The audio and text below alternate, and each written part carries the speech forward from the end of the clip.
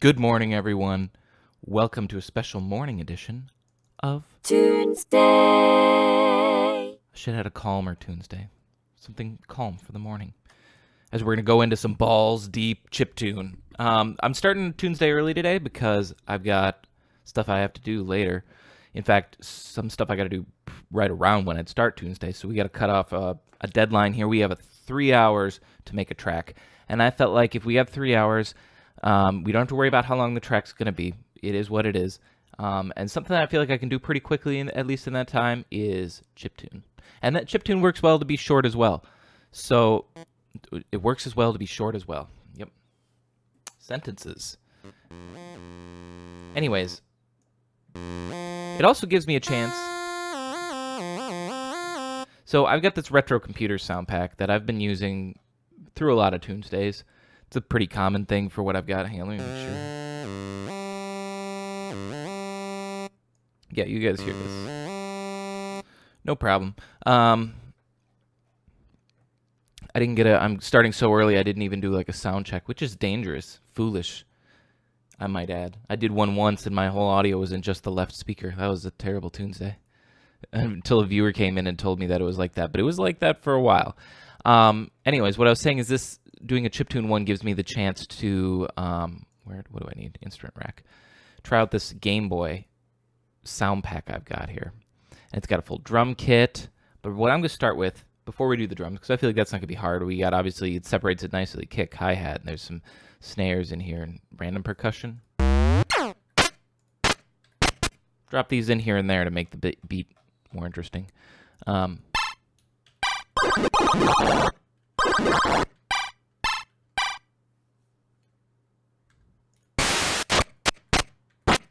What other tones do they have, like actual music? Pulse.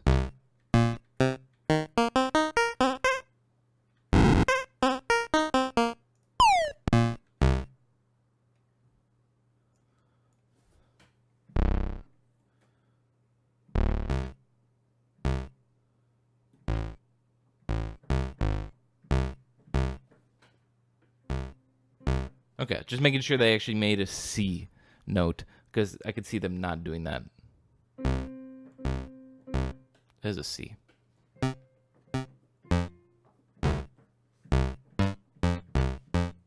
right, so I think I'm going to do that as the bass. Just give it a try, at least for right now. Let's arrange something in the bass.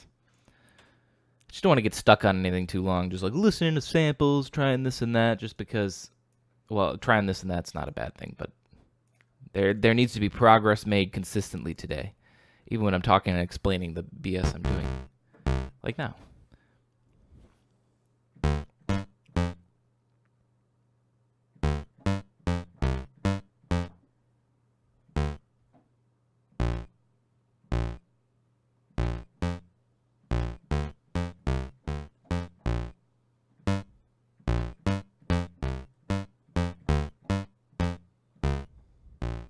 Let's see. See, now I'm just trying to figure out a bass line or something.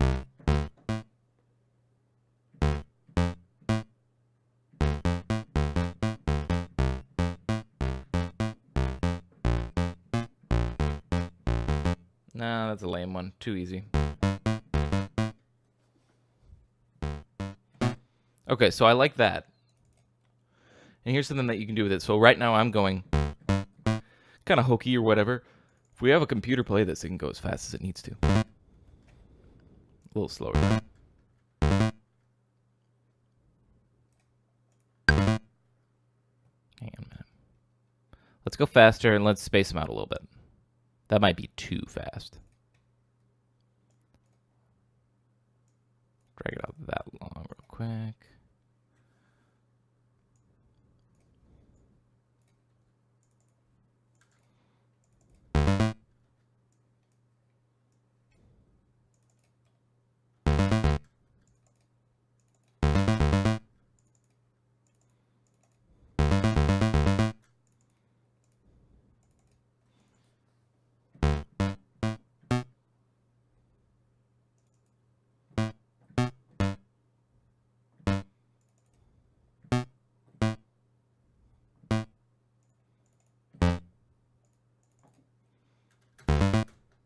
Oop, hang on a minute.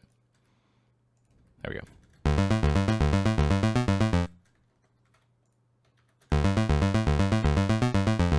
See, that's how you make Game Boy style chiptune music and stuff like that. You don't have to play it out because it's all obviously being created by the Game Boy or sometimes even the consoles, like almost playing the music live, just reading MIDI. But it just can be sequenced so well, and that allows for a little bit more complicated thing. Like there's no way I'd be able to play it this fast.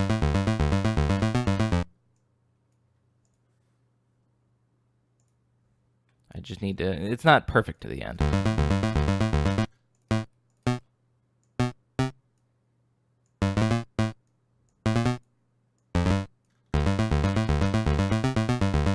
That's better. Let's see if I can change it here.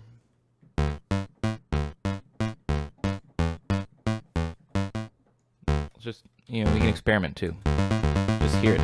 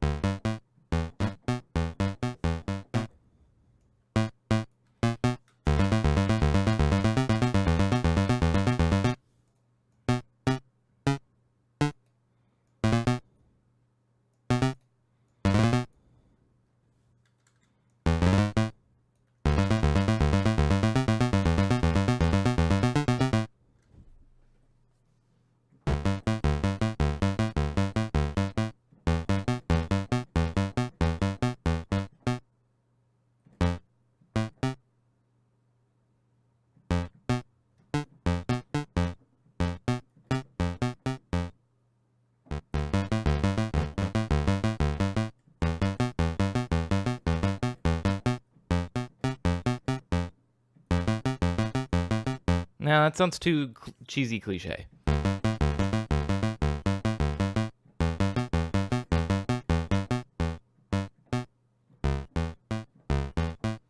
No, okay, so we're in D minor.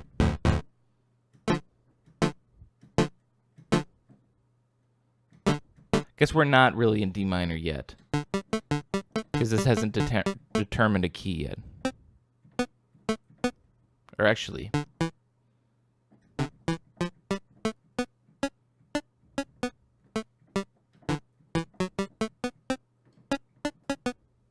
it wouldn't be major if we have a C. It would have to be D minor.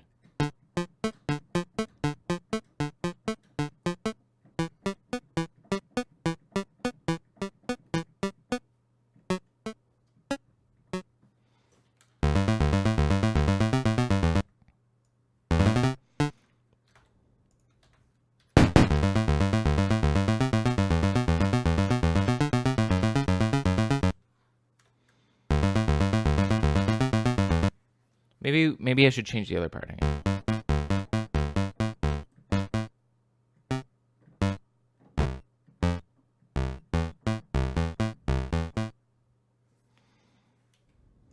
Because, I mean, these can change very easily, so I can just do this. But what does this sound like?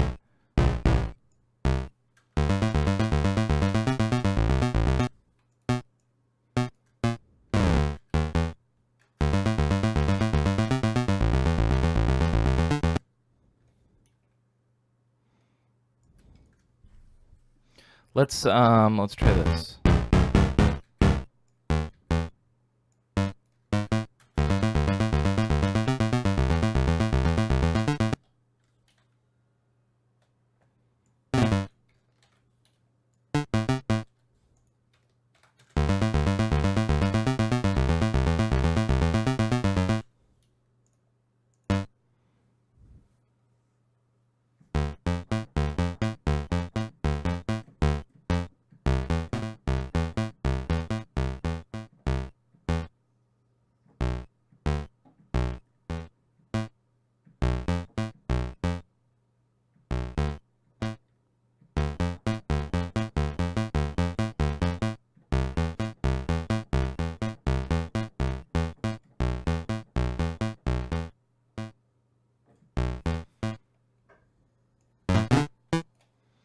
Try these chords.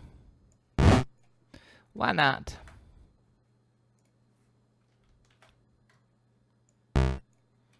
Lowered that really.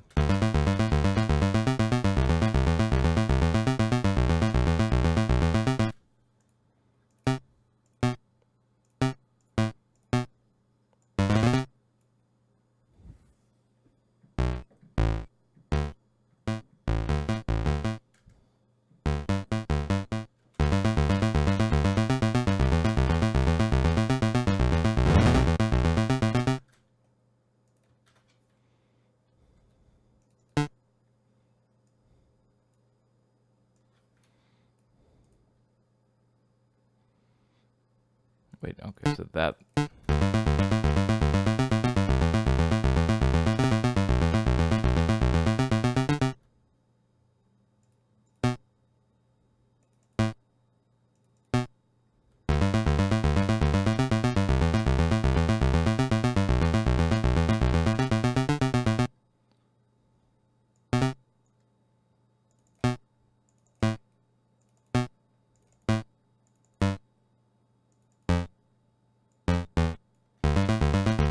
I'm just kind of experimenting a lot now.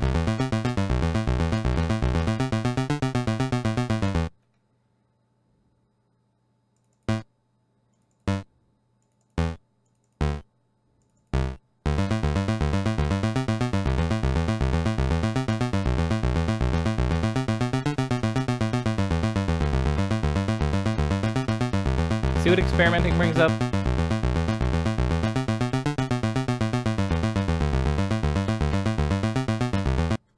Sounds pretty cool. I like it. So let's keep that for right now. So we got that as a bass. Because then this, I think, will be like the lead.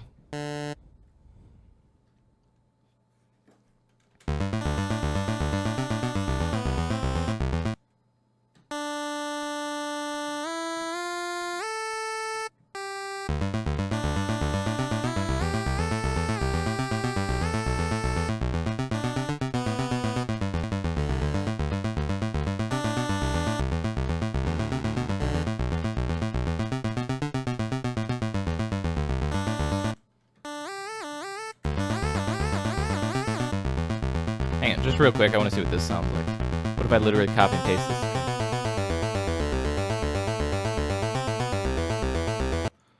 Okay, now what if I pitch shift this down an octave?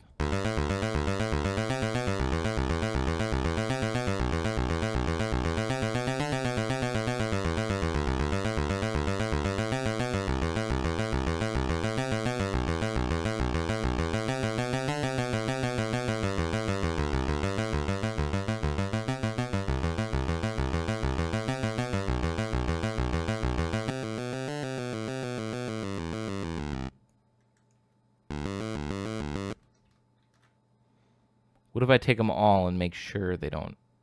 See, because now it has that staccato feel, same with the bass.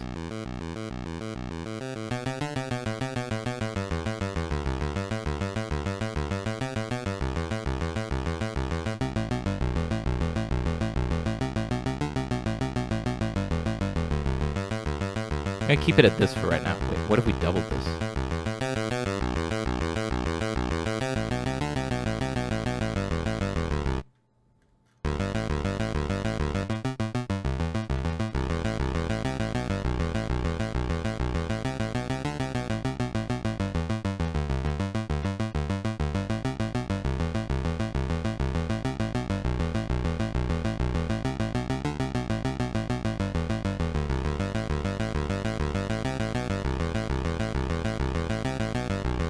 The NES pulse just adds to it, so I'm going to keep that.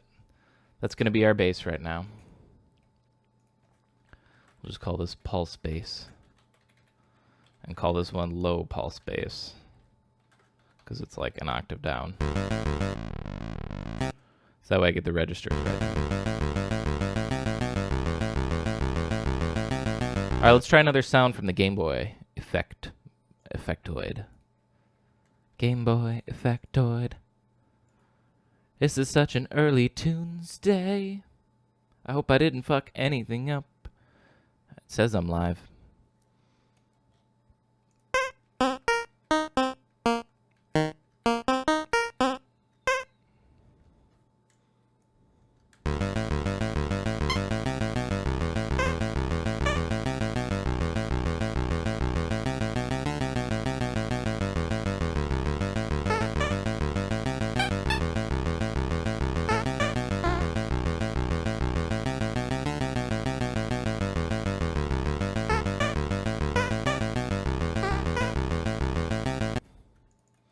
Let's experiment, really. Can we get some different colors, please? Thank you. Just gets confusing when it's funny, Ableton will just pick the one color and just be like, your whole project's going to be this color. It's like, why do you have different colors if you just pick the same color, Ableton?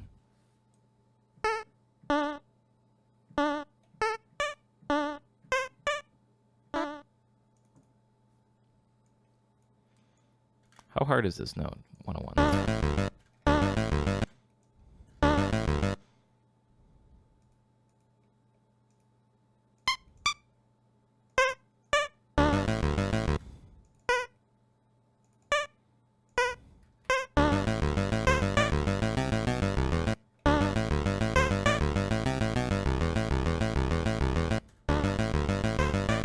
Maybe it looks quiet.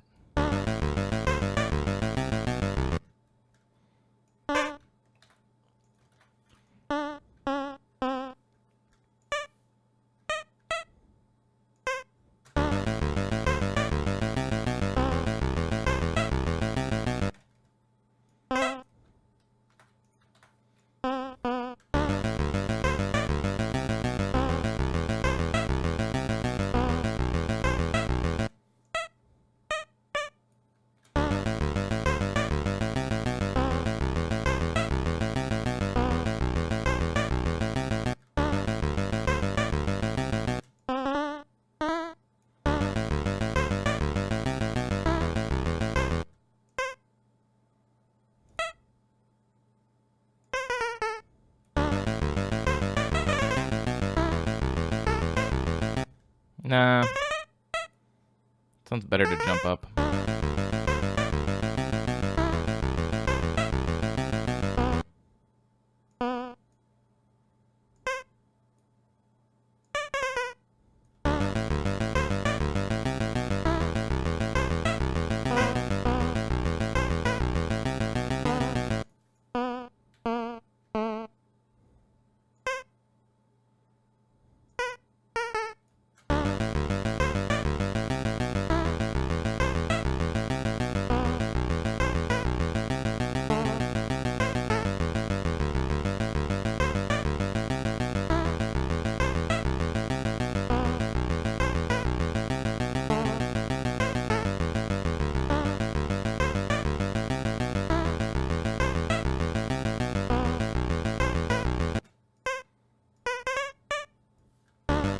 That's the same as this one.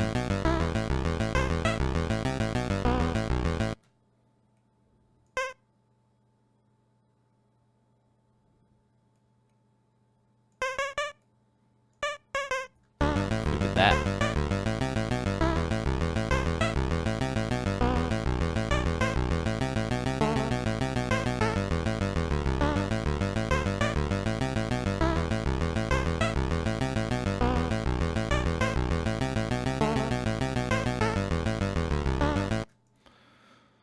And so what I'm doing with this is, if I could hold out the note, I would, but I can't. I just have this sample that goes. Not a lot to work with.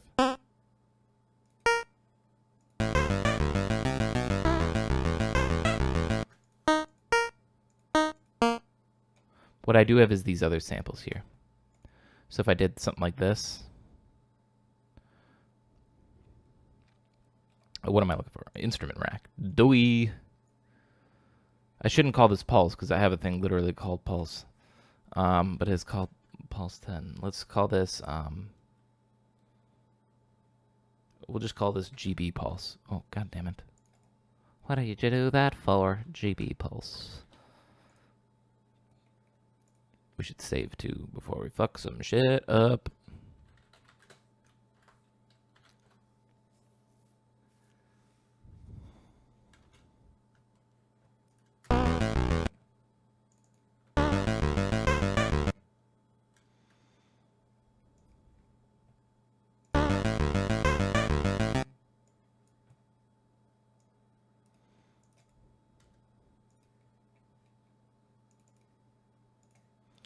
I haven't even picked a sample for this one yet. damn it. Where's this hair? Oh, it's on the damn mic pop filter. Pop filter. Yeah, I definitely think this might be why I do Tuesday later on. More people. I get it. It's like Tuesday at 10 a.m. It's like 8 a.m. on the West Coast. Ain't nobody got time for that.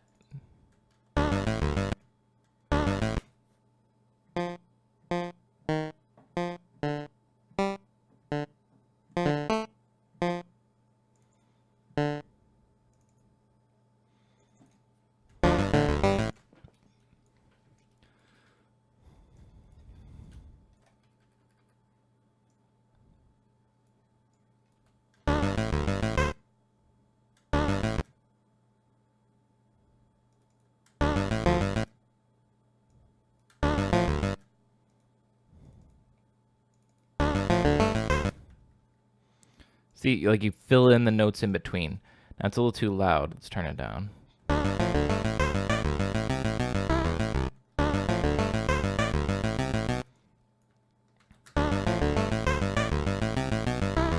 Now, the rest of this is pretty empty still, right? And half of it's empty. I might put a note here or there, but that might even be saved for an entirely new synth. This is how you really make chiptune, in my opinion, sound interesting with these sort of samples. If you have the original synths to work with, you're golden. Do it that way. But this is all I've got in Ableton, so this is how I do it. Put this in the same spot and think about changing the chords. Maybe. Same chord might actually work.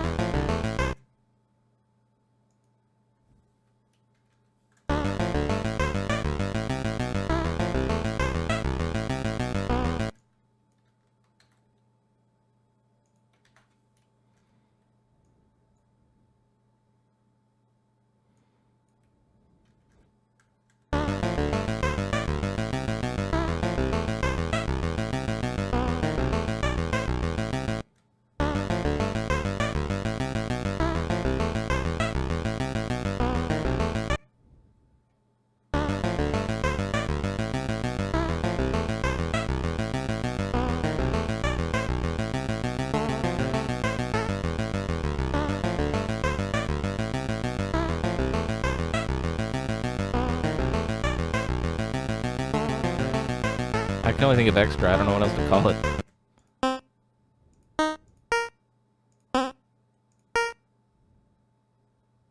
Let's do this. So now this one's going to be the higher up area. Higher up octave. I guess normally what they would want you to do is to build your own kit like this. And I guess I could. Maybe that's what I should have done ahead of time. Where it's like, this I set to, you know, this lowest area, and then all the way up to the next C when this one takes over. And then to the next C when this one takes over. And then this one. All the way up to there. And then that way when I play it would sound more like a real chiptune pulse kit. But I didn't do that. And it's something fun to do later if I'm bored, but in the meantime we just piece it together in chunks. And so we go, okay, anything that needs to be on a higher melody, let's make now. So it might be more difficult because I can't compose the same way you'd compose normally, where you just write a melody and do it that way. I have to kind of build it in chunks. But it allows, I think, when you build in chunks, especially with chiptune, because I'm building it with a sequencer, or basically I'm just letting the computer play it. That's what I mean when I say I'm building or using a sequencer. It allows me for a lot more free experimentation, just to like try out what different sounds and what works. And I didn't consolidate this one to the right length. Boop.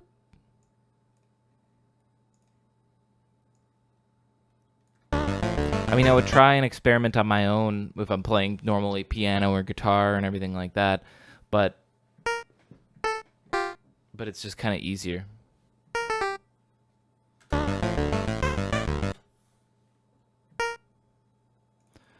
Easier to just let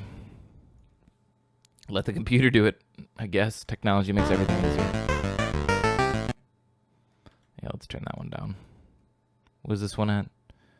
Negative 5.3.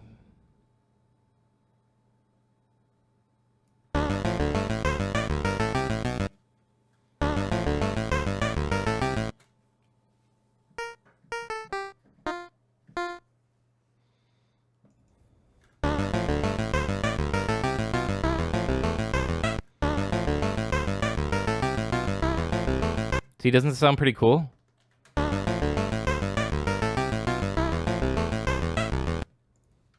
That sounds like it should go up a little higher.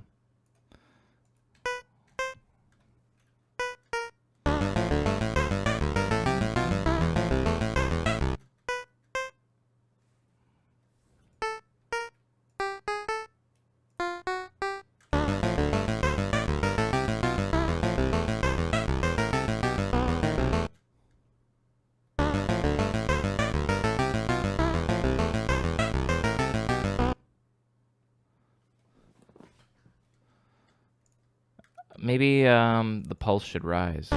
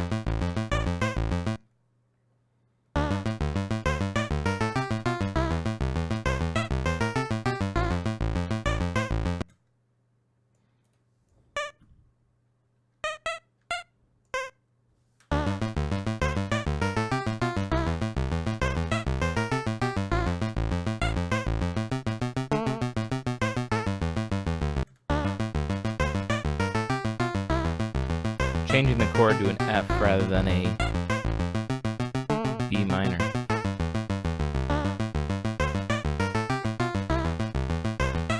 So I'm copying in, now I'm replacing the pulse track.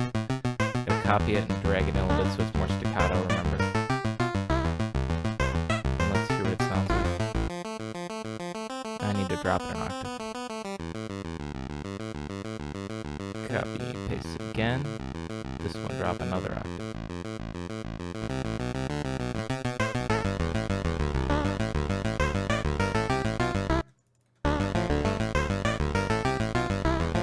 Now I gotta change this chord.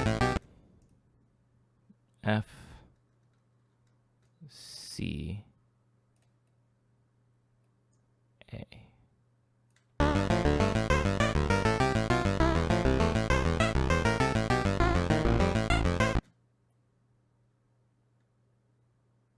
It just sounds a little funny, doesn't it?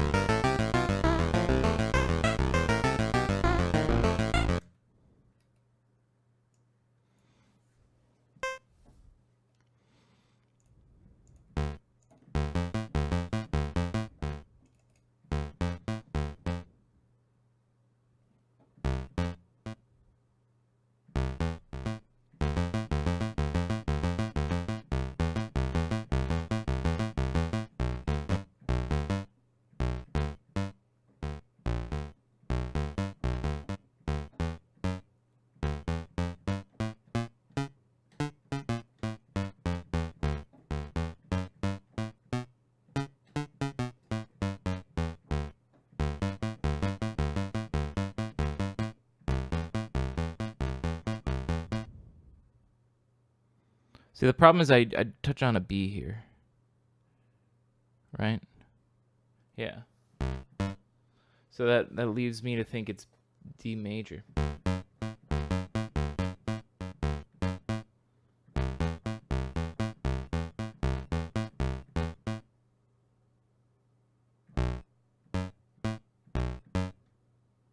Because I haven't touched on F natural yet.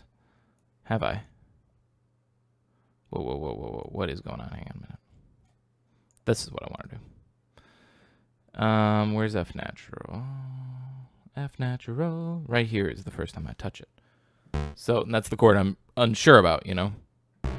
So if we're going...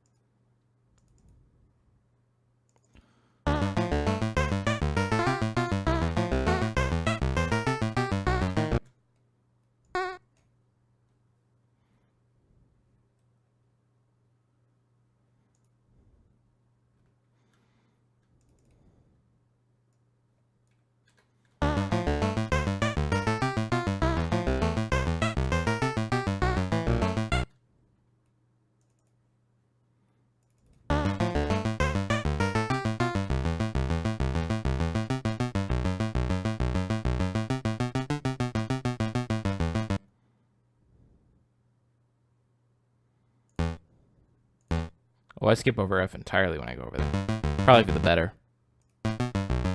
Would this sound better as a G?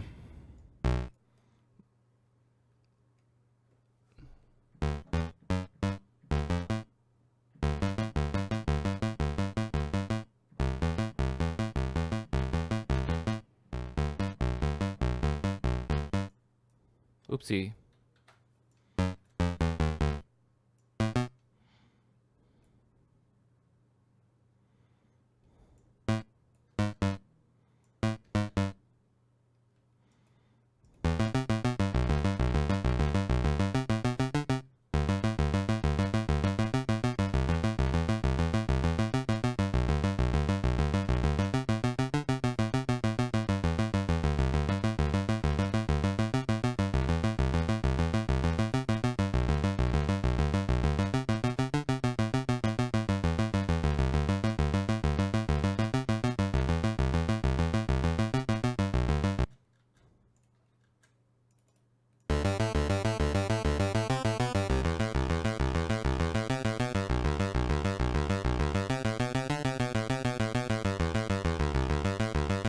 You know what? Hang on a minute.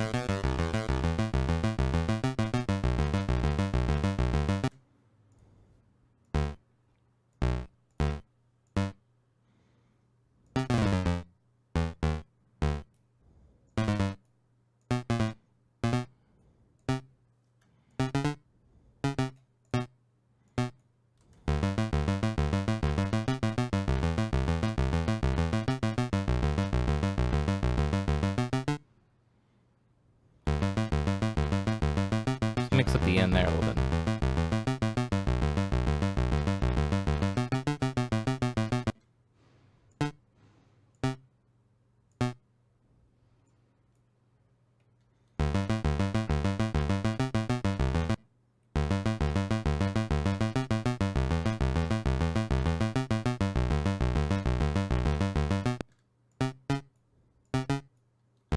This might sound crazy, but let's just hear it.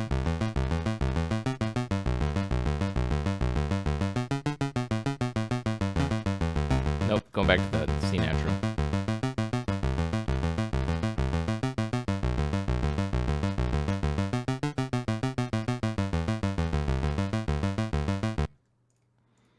I like that. Whoopsie daisy.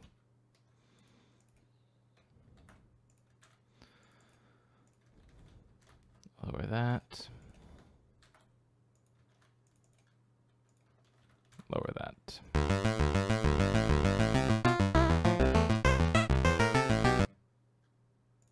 Okay, so now onto the pulse. This is a G here.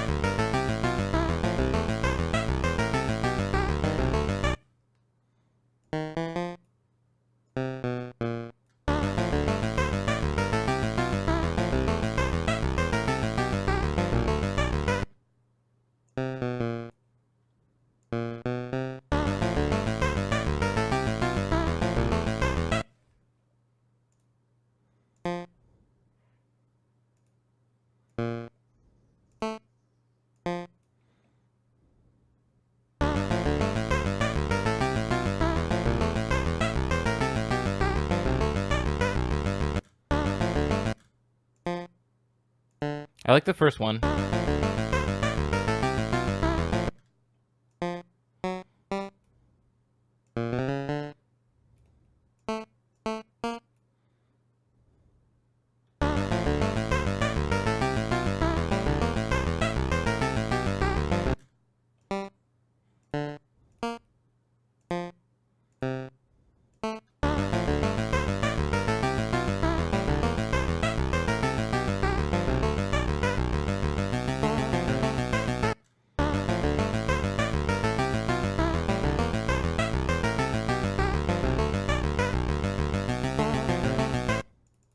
Okay, let's add that other little one in.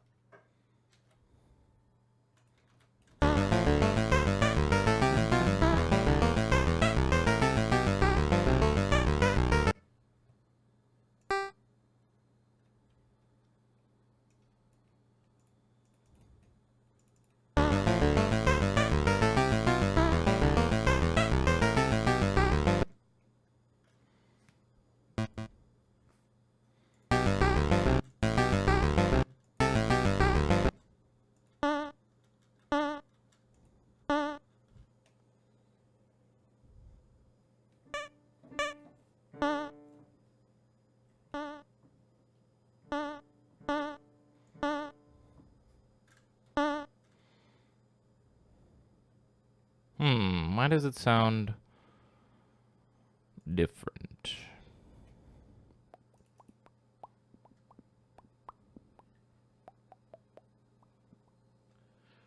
What am I looking for? Whoopsie. Controls.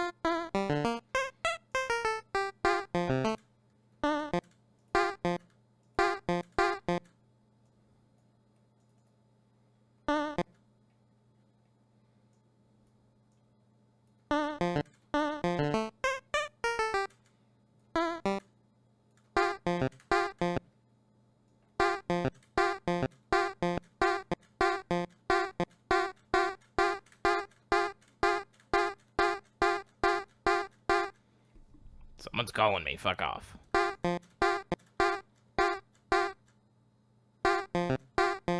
Why do they... They're supposed to be playing the same note, aren't they?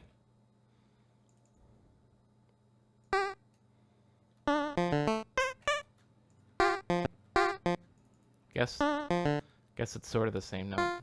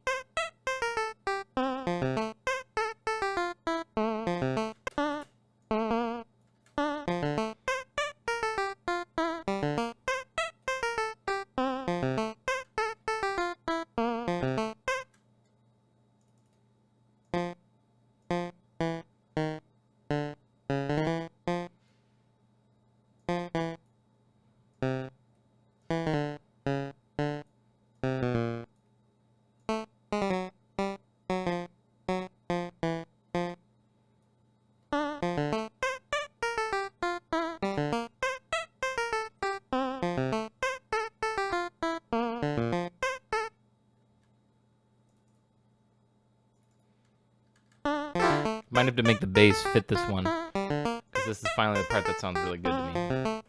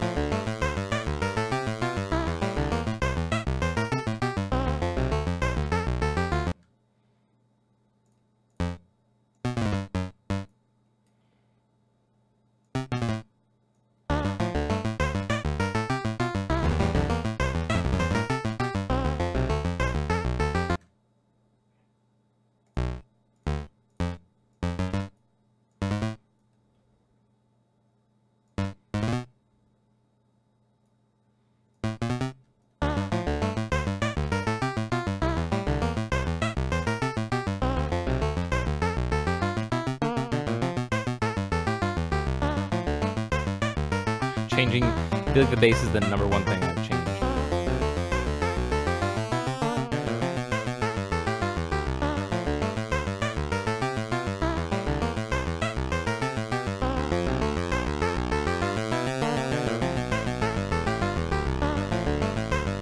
I gotta turn the bass down overall.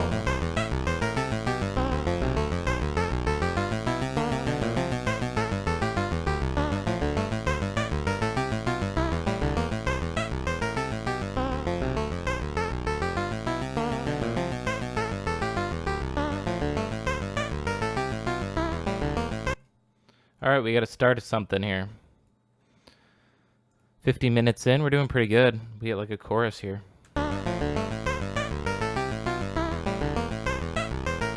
Make a drum beat. Let's make that drum beat. That was my drum beat song. How was it? Shitty, I know, right? Yeah.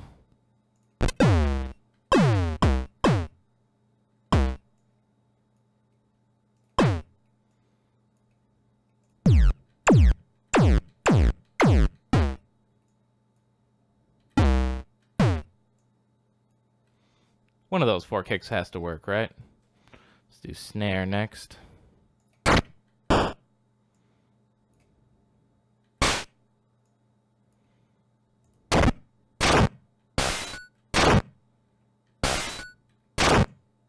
Weirdly like that one. Sure, why not? Just get 4. Some straight guitar-y sounds here.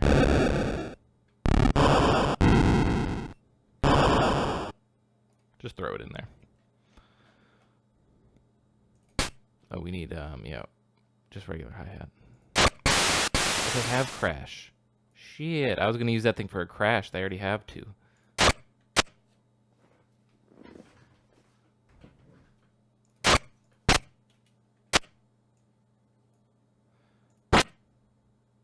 I don't know if that one's really a hi-hat, but I could definitely use it.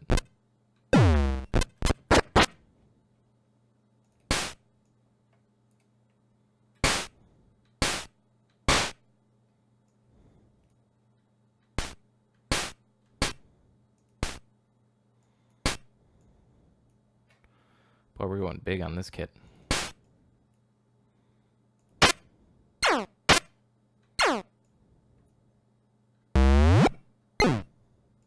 Maybe.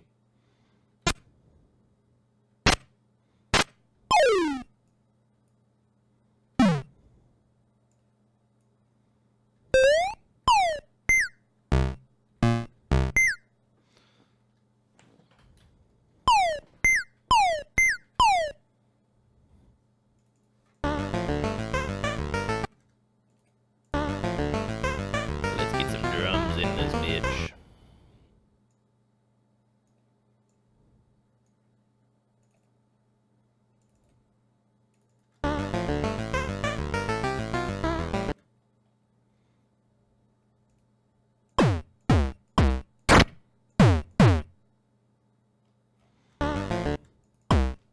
I need to lower this whole thing. Oh, it's going to be way too loud right now.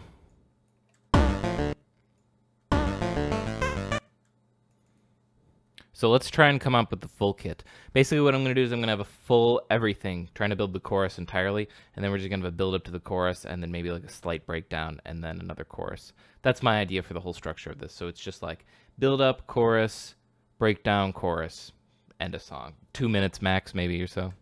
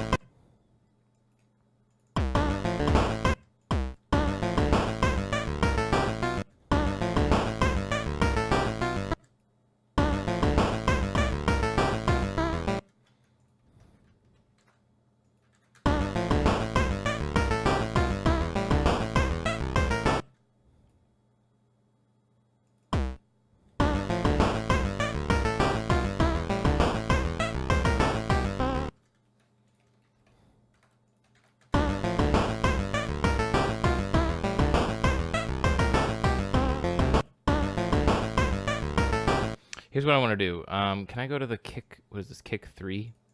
I like the sound, But there's one problem. Listen to the kick 3.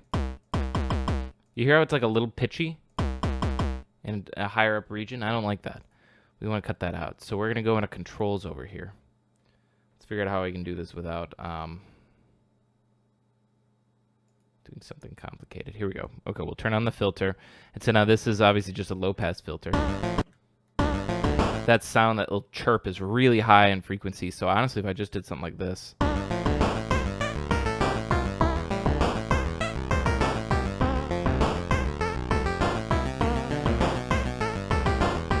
It already doesn't bug me as much. I'm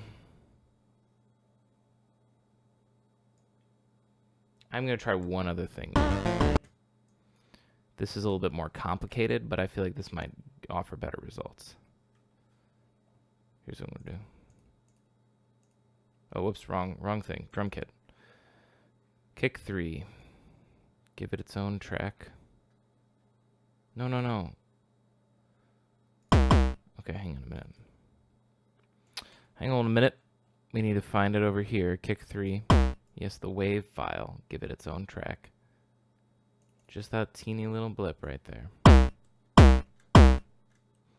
Now let's put an EQ on it.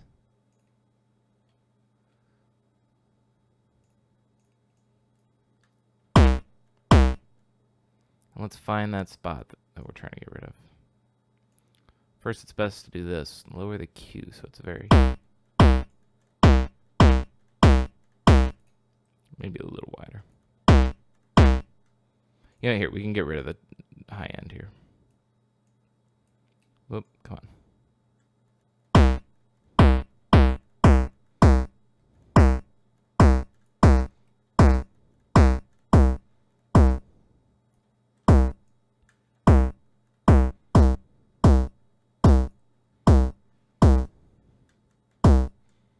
That sounds better. That versus this. Yo, Pablo, welcome. I don't know, this one's fuller. I just hate that chirp sound. Let's see if we can fuck with it a bit better.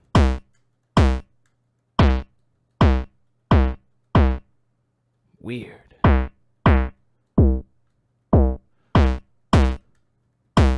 I like the buzz that it comes off. I just wish it didn't come with that chirp. I might just have to suck it up. I'm French? Do you mean French?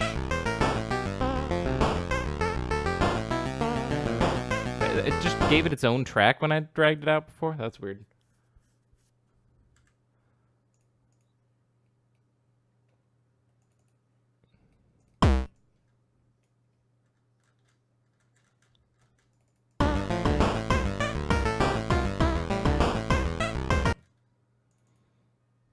You don't understand all of what I say. I'll do my best to speak simply.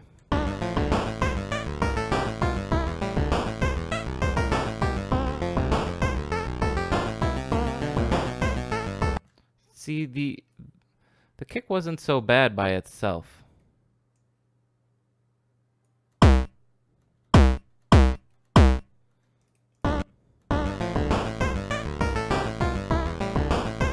Whatever, it works like that. It will do. Let's turn it up a little bit. Where are we here? No, go back.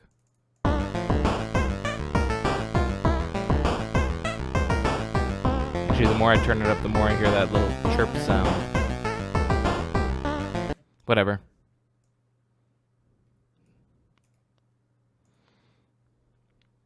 You do music too, trap music, boom bap on SoundCloud. Well, if you want me to take a listen, I'm not going to listen to your stuff on stream, but if you type ! and then SoundCloud space, then a link to your music, I'll check it out later.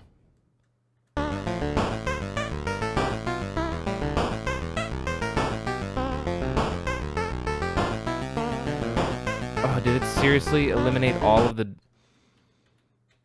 eliminated all of the drum MIDI arrangements I had too. What's up with that?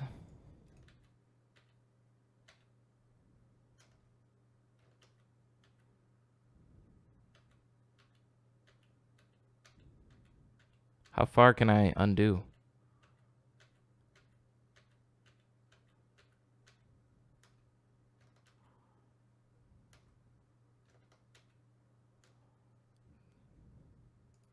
There we go.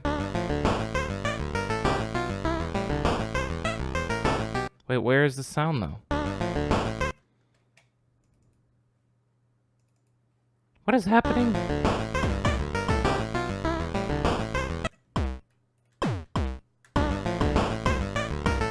It's so weird. I just had to move it and then it remembered. Like, wake it up. Wake up.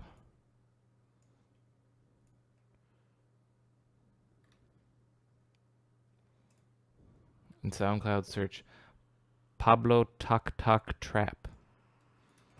All right.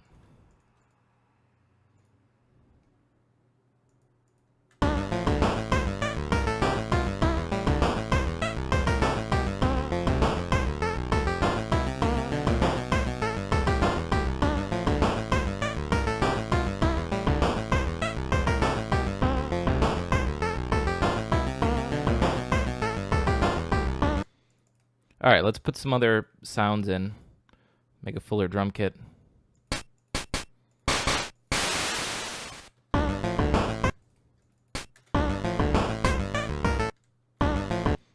a little loud.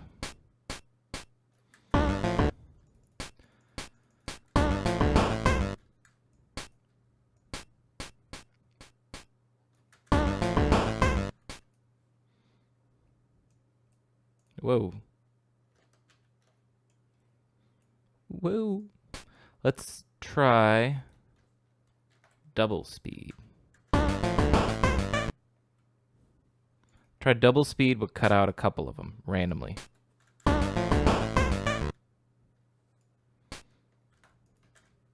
because then we get this neat rhythm.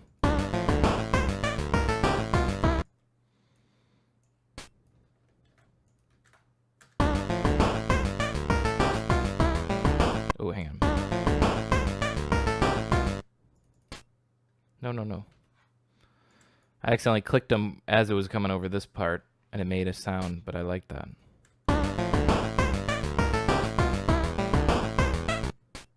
Let's copy this, paste it over.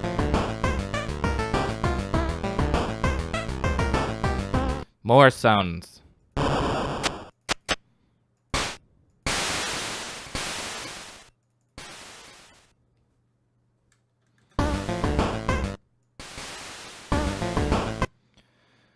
If you want to hear, that's with pleasure. Yeah, I'll check it out later. Pew pew.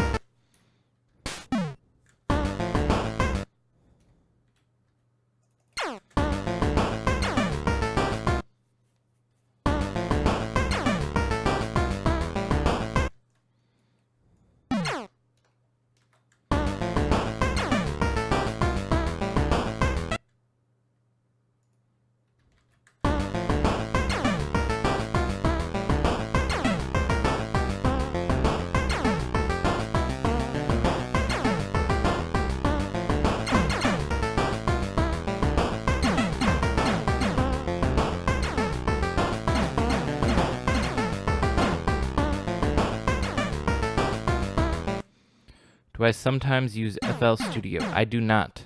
I use Ableton exclusively. Just only Ableton. I once tried FL Studio, but not for me. Ableton is, I don't know, in my opinion, it's my favorite. I've worked with a few different digital audio workshops, different programs. I used GarageBand, Logic Pro, FL Studio, but Ableton is my favorite so far. That's the one that stuck with me. I can just work. I feel like I can work so much quicker in Ableton and just, I don't know. I picked it up a lot faster than I picked up any other program.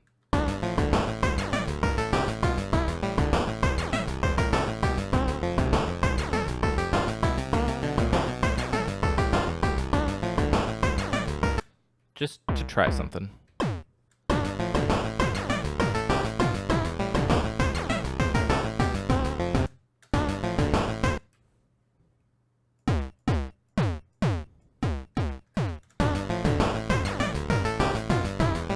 Okay, we're going with that for the kick instead. That one's bugging me too much. That's a little nicer.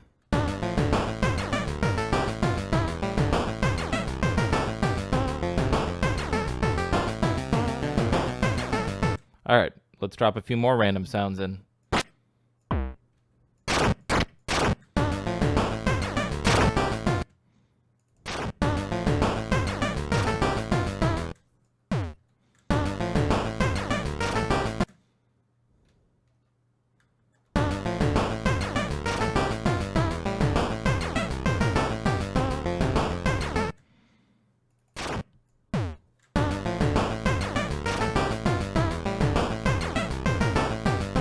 Kind of nice. I like it.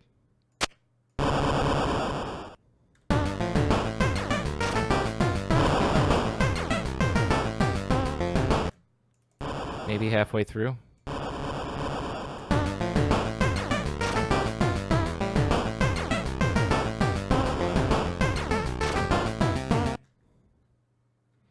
Yeah, actually not that bad.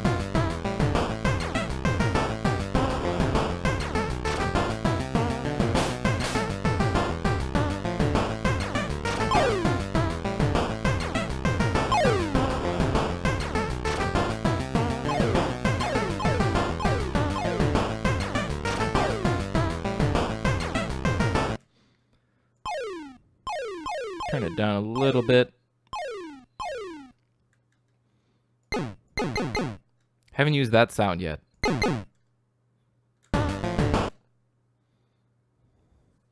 Yo, what up, Ann? Welcome to the early Tunesday. I went live, 4 hours earlier than usual. I've got weirdly enough, I have a show I have to play with my band, The Bang Bang, at like 4 o'clock on a Tuesday. It's a weird, unique show, but that's why I had to do Tunesday early. And also, I'm kind of limited on time. I have to be finished in 2 more hours. But I'm going to check out Aphex Twin. I know I've heard Aphex Twin before because there was an Aphex Twin song in a video game I used to play a lot. I don't remember if it was like a Tony Hawk video game or SSX Tricky, like that snowboarding game. I'd be so nervous. Yeah, this one's a smaller show. It's funny because like 2 weekends ago, I played a show at Locust Street. There's this festival that we've got called Locust Street Festival, and it was like crazy hot. I was like, no one's gonna be there because it's so hot. It's like miserable out, and it was packed. That was one of the bigger shows that we ever played, but this one's a lot smaller, so that's why I'm not nervous like at all. It'll be fine. We can play that big of a show. We're fine.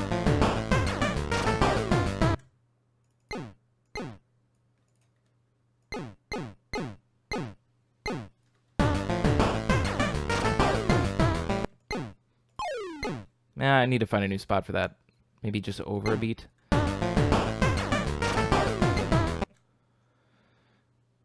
Karl-Heinz Stockhausen once insulted Aphex by saying he was the modern Mozart. Aphex got angry and said he was more like Eric Satie. Is that considered an insult to be considered the modern Mozart? I mean, here's the thing. I wouldn't be upset if anyone compared me to Mozart or Satie. I don't know. I wouldn't consider that an insult. I mean, Mozart was a child prodigy. Many would argue that he was like a musical genius. Do you want to...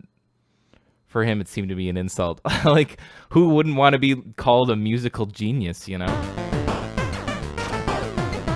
I mean, I think that's something you could fairly say to describe Mozart. But then, same thing, you could, I don't know, I feel like you could kind of say about Satie. You know what I think's hilarious is that, so I've been getting really into lo-fi. And I listen to all these like random lo-fi channels and stuff on YouTube and SoundCloud and everything like that. And there is something consistent. There is an Eric Satie piece that everyone uses. Hang on, let me find the name. Where's my book? Here we go, my big book of piano music. Where's Satie?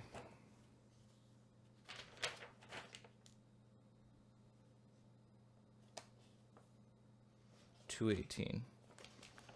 Trust me, I'm gonna bring this up and you're never gonna not hear it again. This one. Oh, how is that even pronounced? Gymnoepe. Here. Whoop. There it is. That track is used. Yep, that's it. You got it already.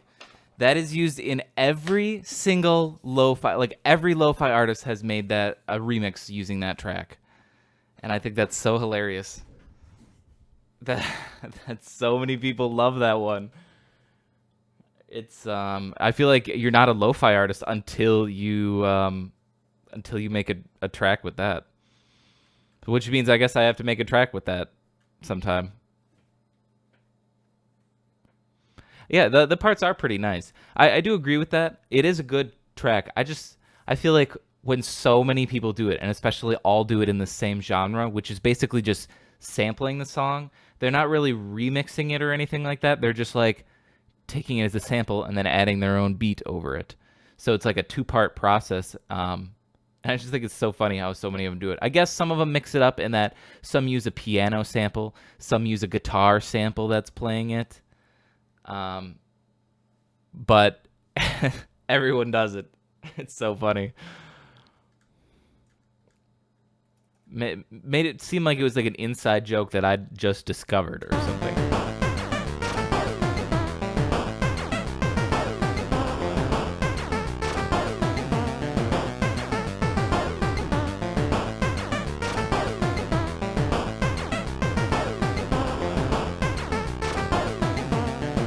Pretty good for a drum kit right here.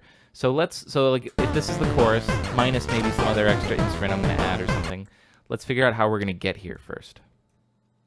Or wait, you know what I might want to add real quick? And this is something where we're finally going to leave this Game Boy sound effects. We are going to go back to our retro computers.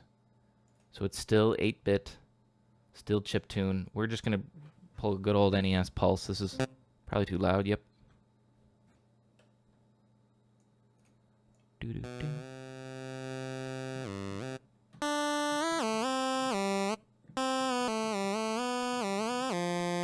And maybe this will have some long notes. Maybe we could even make some chords with some higher end stuff here. Because the only time I got this pulse going right now is the low end. Oh, which reminds me, I need to go in here because I just copied and pasted it. I want this to be more staccato, like the bass. So I just got to shorten the notes. I'm just going to do this so it's consistent. See, now it'll be more like this. Which fits this one.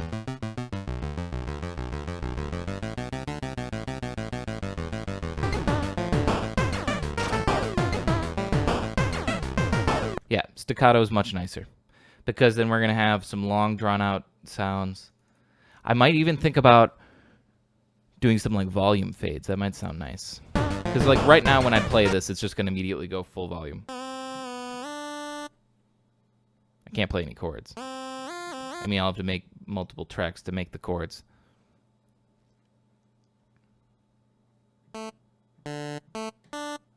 Let's try this. Let's do a color I haven't used yet. I've used almost a lot of them. Let's do pink. Pinkish, purplish, magenta-ish. Satie is also known for his furniture music, similar to what Brian Eno did with his music for airports. I know music for airports, definitely. I don't think I've ever heard furniture music, though, actually. Music that is supposed to never become boring, but stay in the background at the same time. That's a neat idea. Yeah, I know I've heard airport music before, but I've not heard furniture music. We're going to call this high chord.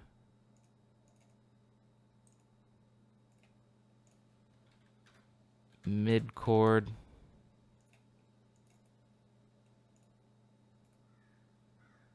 And low chord.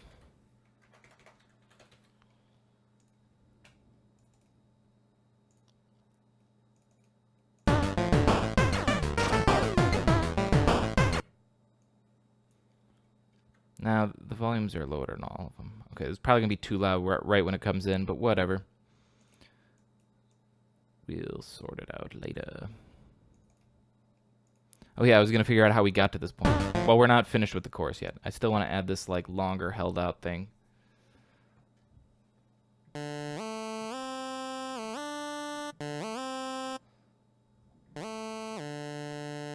Wait, no, this is the high chord. Well, let's start with the low, actually. So let's do this. Drag that down to the low. Might get confusing because it says high chord, but I'm really actually going to probably copy and paste it anyways. Actually, we'll keep it at 80.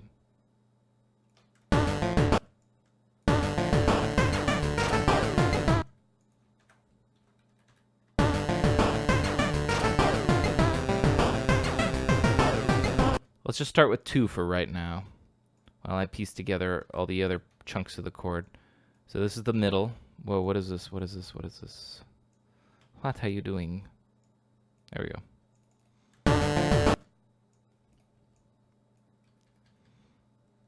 Let's do an A. So it's just doing a fifth. And then it drops down to a C, and we'll do an E. Because it's an A minor chord. That works for the middle voice for right now. Now let's fit in a high voice, which might move a little bit more, just because you're going to be hearing the high voice more. In any chord, you're always hearing the high voice more.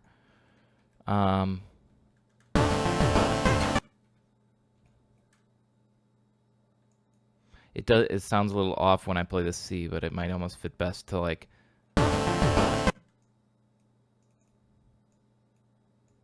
Actually, you could slide into it. What if we go faster into it?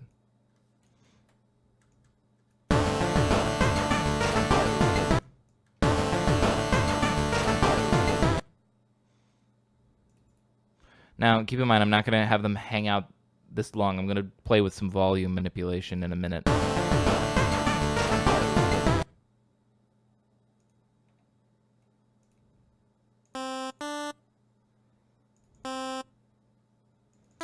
Does really want to go to the E, but I think am I playing an E in the middle part? I am. I jumped down to an E. Wait, it's playing an A right at the beginning, right? What if we just carried the A out?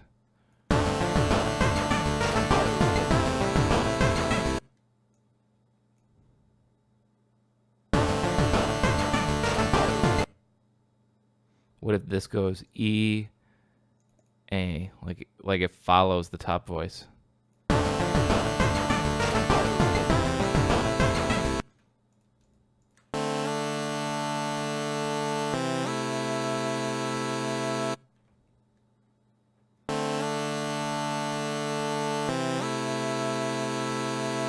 It's not bad. I'm going to actually keep it. And then the low voice. What does the low end of the bass go to? A B natural.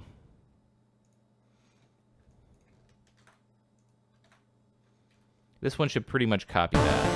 And I think it goes to an A.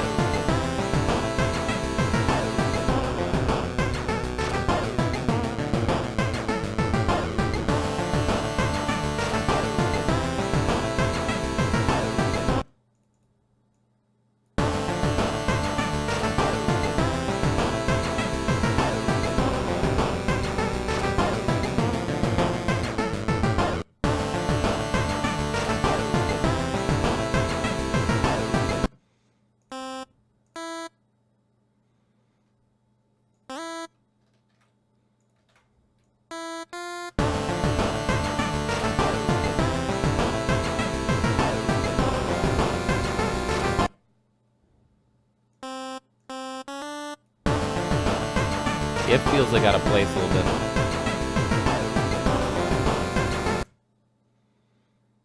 Let's jump to the G.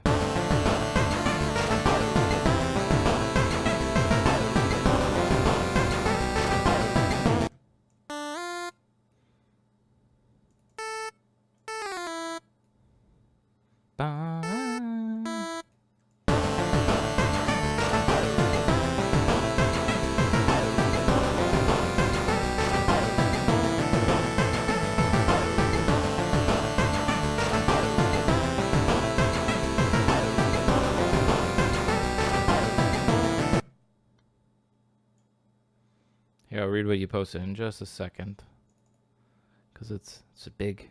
And I see Tom York in it. I love Tom York. In 2013, Tom York named Aphex Twin as his biggest influence, saying he burns a heavy shadow. Aphex opened another world that didn't involve my fucking electric guitar. I hated all the music that was around Radiohead at that time. He goes through phases all the time where Tom York hates his own music. I mean, that's just like, that's like an artist thing, I think. It was completely fucking meaningless. I hated the Britpop thing, and what was happening in America. But Aphex was totally beautiful. And he's kind of my age, too. Yeah, Tom York goes through a lot of phases where he hates his own music. It's kind of funny.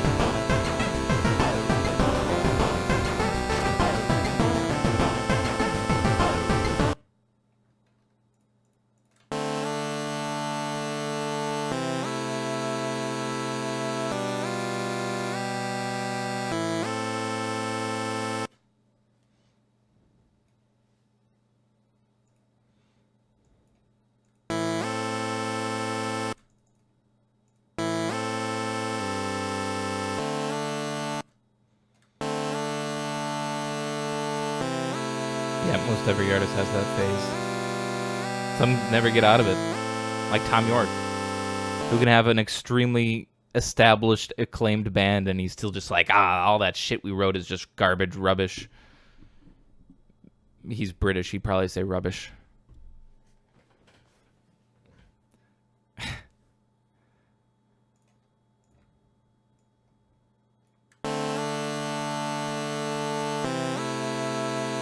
Here's what I want to try and do. This is the idea I have for the easiest way to do the volume manipulation that I'm thinking of.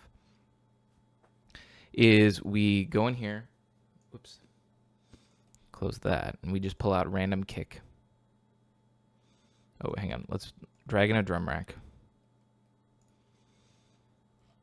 No, user library kick. Sounds good, that kick.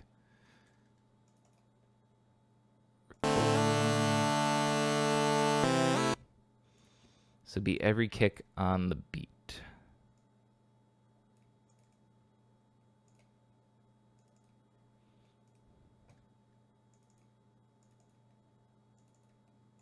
All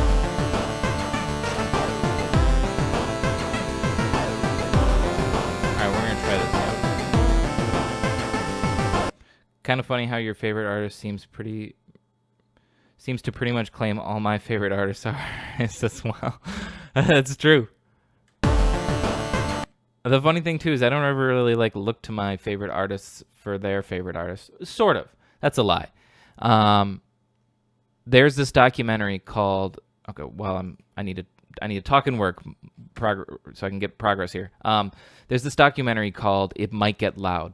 And for any guitarist, I strongly recommend they check it out. Basically, what they did is they interviewed Jack White, Jimmy Page from Led Zeppelin, and The Edge from U2.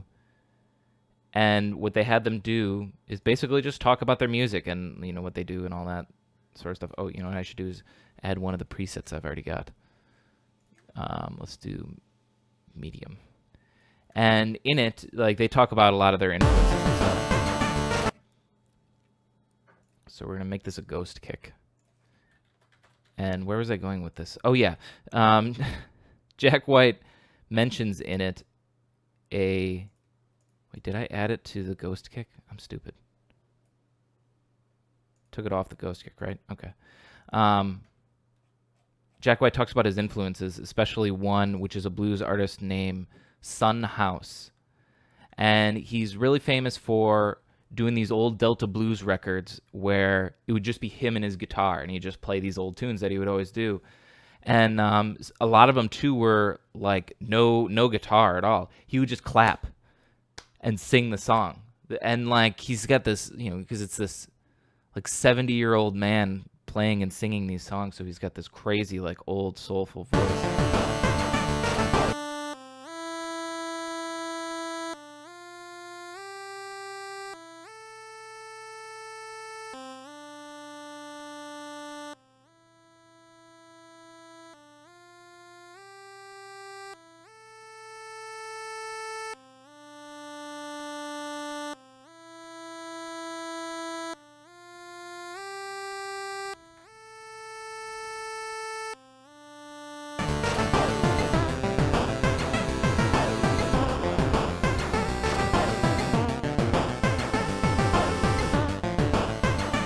Okay, hang on, I gotta lower the release a little bit. Gotta watch that. Always interested in music documentaries. Yeah, I recommend it. It's pretty good. You can fast forward through the Edge parts. No offense to the Edge. I'm never that big of a U2 fan, so I was like, yeah, Jimmy Page, how Jimmy Page got started? I want to know. Oh, how Jack White got started? I want to know. Oh, how the Edge got started? Oh, I guess I'll learn. Oh, it's already on? Okay. I'm not going to turn off the movie because it's the Edge.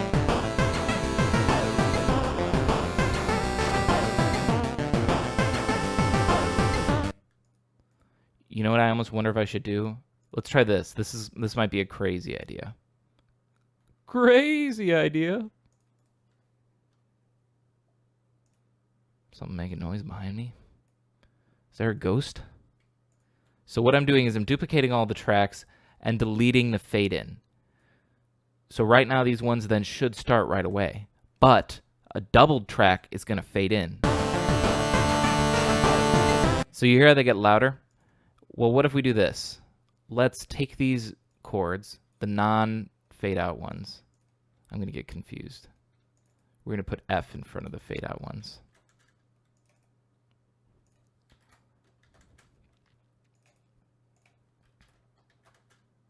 And the fade out ones might be something we bring in on the second chorus or something like that. But what I want to do is put a weird effect on them. First off, let's lower the volume of these chords. Let's lower it to -10 for right now. No, -11. -11. Let's turn off the fades real quick. Okay, good enough for right now. I'm gonna go in here and let's think of an effect we could put on.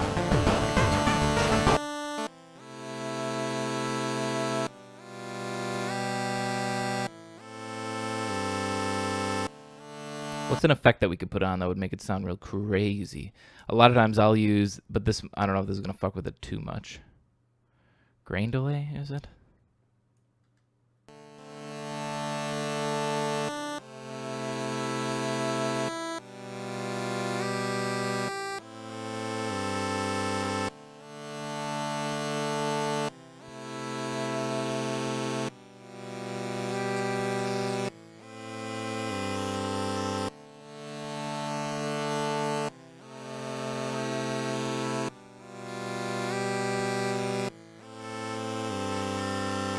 I'm like slowly pitching it around. Hang on a minute.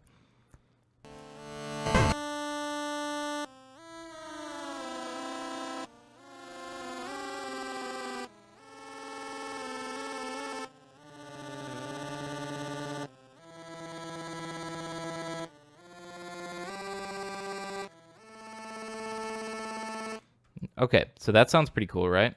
Now let's copy this and put it on all of them.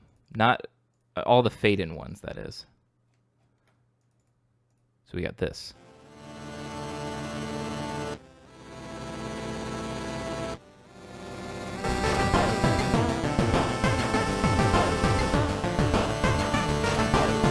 So ideally, this is what it should all sound like.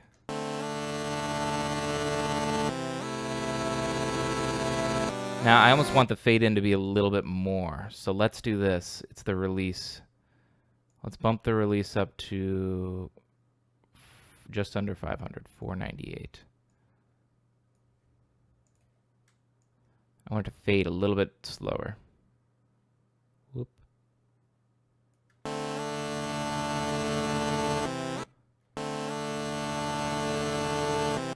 Maybe just a pinch slower, 539. We're talking like milliseconds here.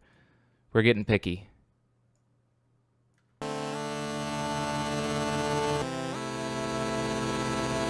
I just wanted to feel like it hits the full volume right when it's about to change chords. Let's go to 605 now, because that's still not good enough for me.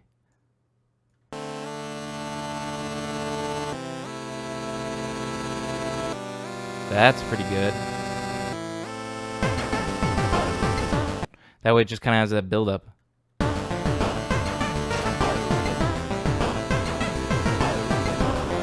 I want to hear that sounds like with headphones on, because I know it's going like... But since it's like a doubled thing, I don't think it's going to be jarring.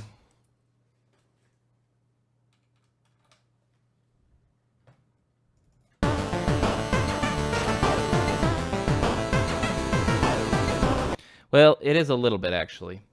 Mainly because this whole track is 8-bit, so it's all mono right down the middle. And if you're listening without headphones, it sounds fine, but then the grain delay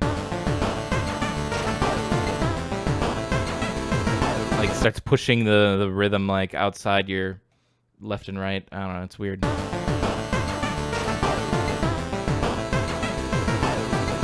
Maybe let's just try lowering the volume of that rather than getting rid of it all. Let's lower it also down to 11.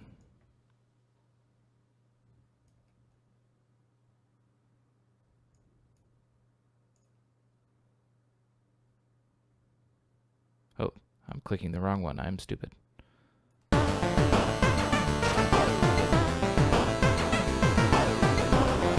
That sounds a little nicer. It just kind of sounds a little more unstable. I know it might be harder to hear.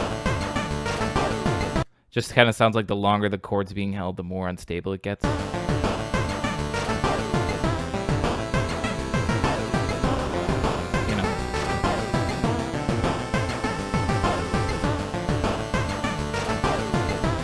I'd almost say in general, let me turn all of these down. 13.5. Or you know what? Can't I do this? Here's the miracle of technology. Can't I literally go boop, boop?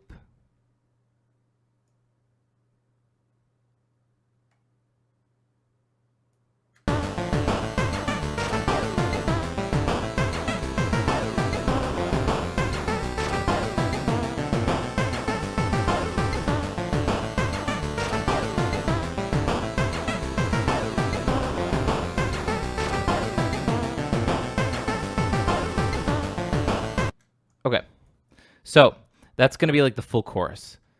We'll say that. And if we want to think of some other little sound effects to add, might do that. But now we do kind of the easier part is, it gets boring to listen to that same thing over and over. So we want to dissect it because that way we're going to hear the track on its own, like kind of built up. So if this is the final chorus, let's think of how we want to start it. You know what I kind of like? I like this pulse a lot, No, beginning.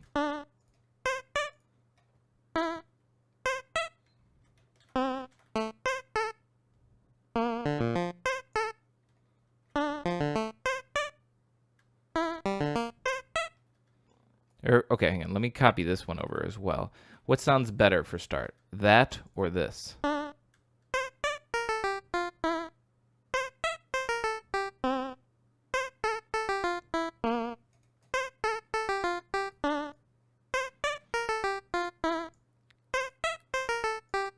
And then I can bring in the other part like this.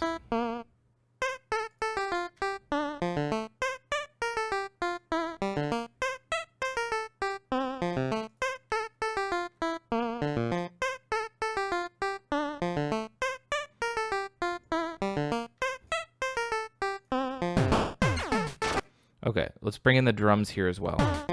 But of course, much simpler. Let's honestly just do this. Get rid of all these blips and bleeps and bloops.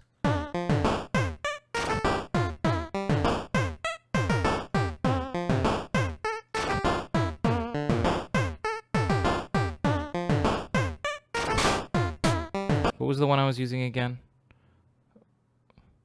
With the green one coming in later. Okay. We'll go with that. Easy enough.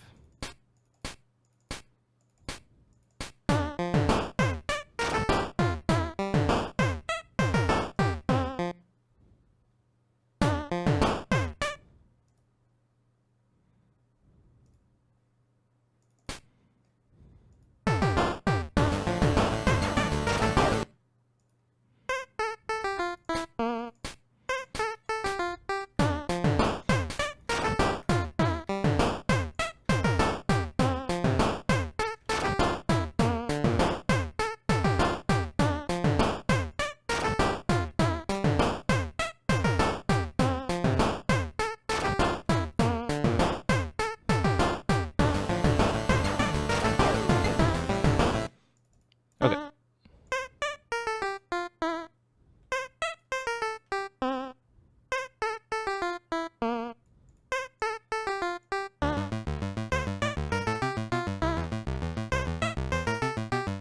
We'll wait for the other basses to come in on the chorus.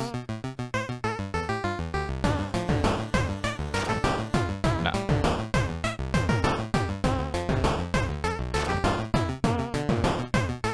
Just the high end?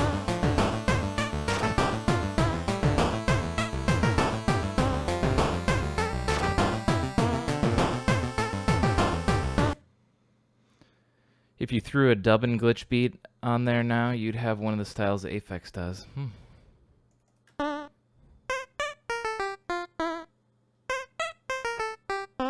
dub glitch. I don't know if I have any dub glitch.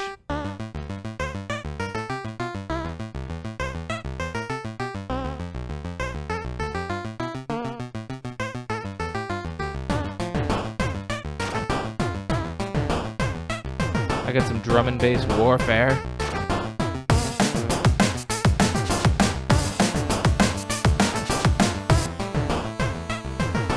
I don't have any glitch drum and bass. Liquid DB? No, drums, come on.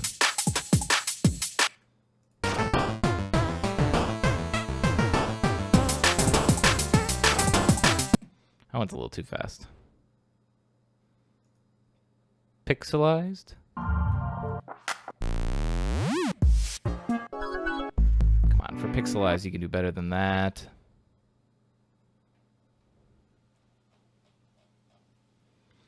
Nah, no glitch. There's always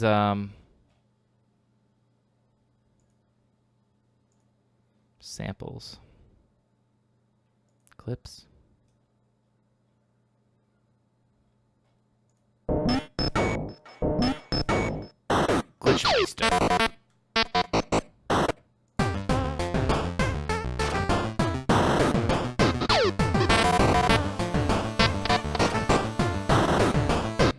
Listen to a sec of that.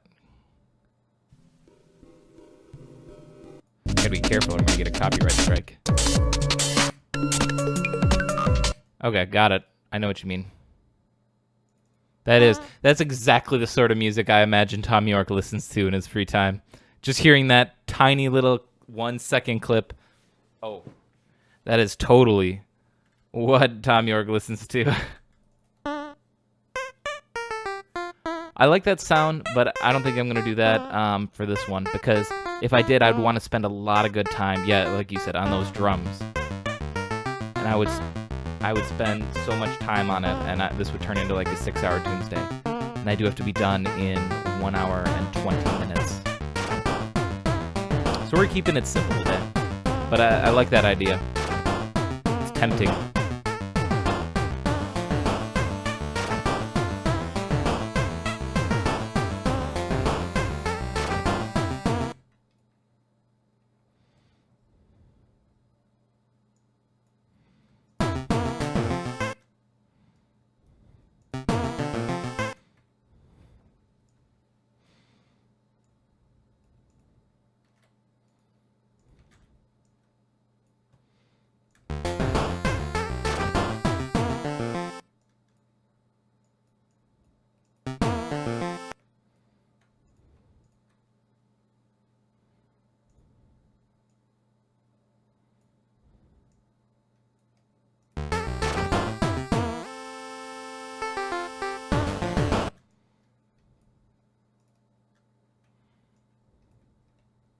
Ooh, I got an idea that might make this sound pretty cool. Duplicate this, replace the sample. This is sample number 8. What if we keep it exactly the same? So I'm not changing the MIDI at all. And all I gotta do is go in here, find sample 8. No, sample pulse 8, I mean, whoop. There we go. And let's lower it.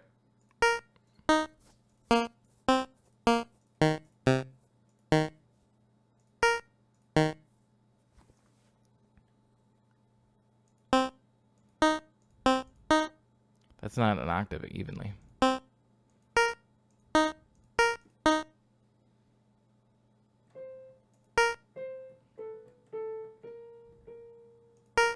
That could explain some of the problems I've been having. This one's not tuned properly. Where's number 8?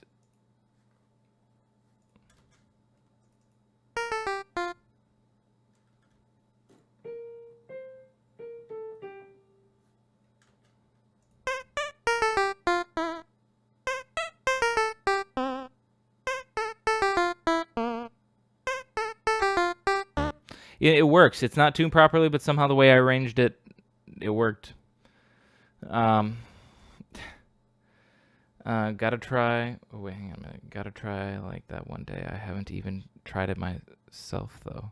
But my friend who I convinced to get Ableton does stuff similar, so I might learn from him. He showed me 2 tracks so far, loving both, and he doesn't even know how to mix yet. Wow. That's the thing about Ableton. I feel like it's pretty user friendly.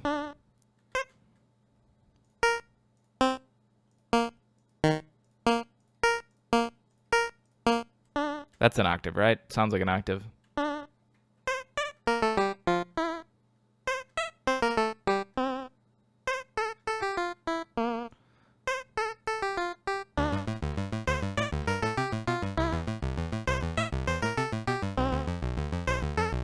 But see, that's what you're there for. You can help teach them to mix. Be a teacher. Let's have this duplicate as well. What is this playing? This is playing pulse 5. Well, I guess that's why it works. Why they work together.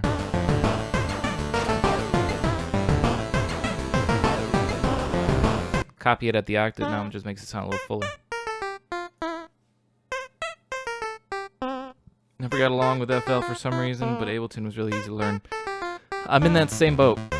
FL Studio to me was just, I don't know. I guess I like this view too much of, I don't know, I know FL Studio can now do it, but when I was using it, it was more like something like this, where you work with your sequencers, and I don't know, it seems very DJ friendly, and while this is obviously extremely DJ friendly as far as Ableton is, I mean, just stuck better.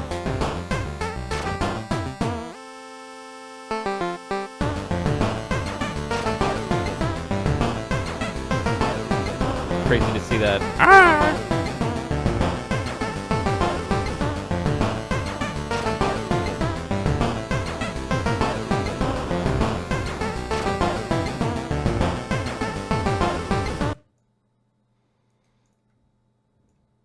Okay, we're gonna keep this pretty short and simple. Let me just try to pace it all out, because I think by here you've heard the chorus enough times. And so we're gonna have like a breakdown here. Maybe the breakdown goes for 4, I think. That'd be pretty good.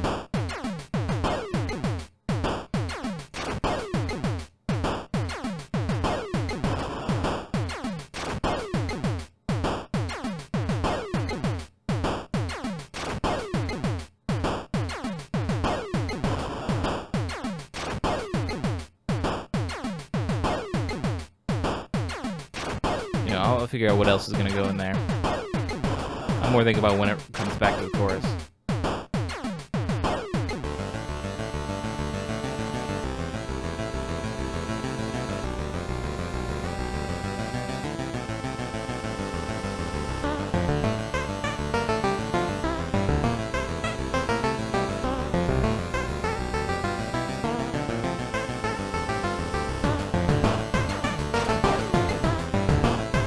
You know, let's duplicate the pulse too if I'm going to do that. What's the pulse at? Pulse 10. This one I might just have to do this. Duplicate it. Down an octave. Down an octave. Hopefully this doesn't sound like shit.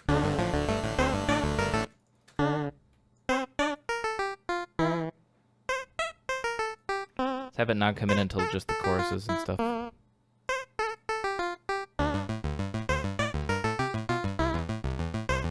already taught him pretty much everything he knows so far. He often watched me using Ableton, and I always try to integrate.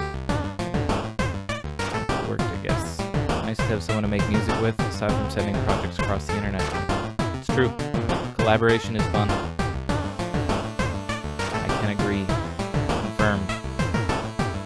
How many other ways can I say that?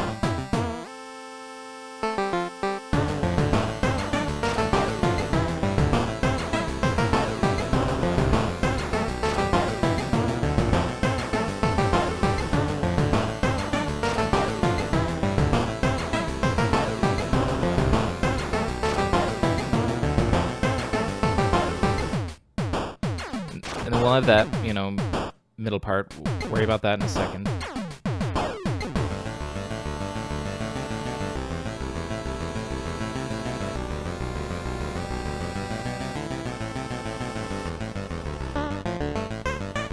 Yeah, we'll keep the chords going.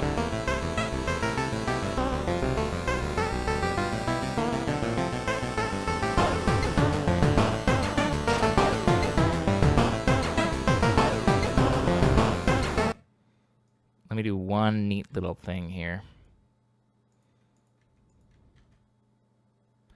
Just one teeny little thingaling. Build upon 41 is nice. Yeah, I like that. And then we'll end it after this chorus, so it'll be done like around here. So a shorter track, like 2 minutes 15, but I feel like chiptune always kind of needs to be a little slower or shorter. I mean, I don't know, my opinion at least.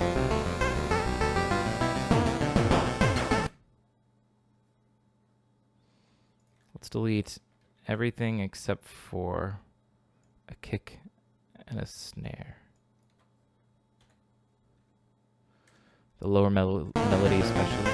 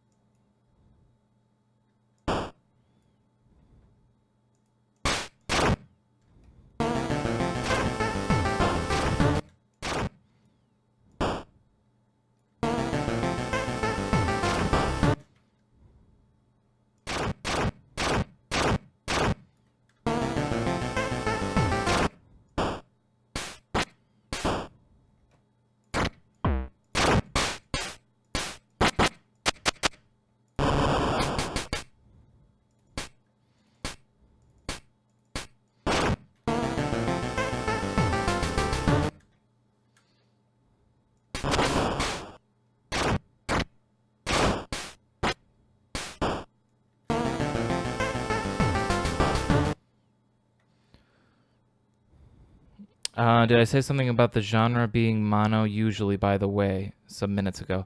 I didn't say that the genre was usually. I'm just saying what I've got so far is mono.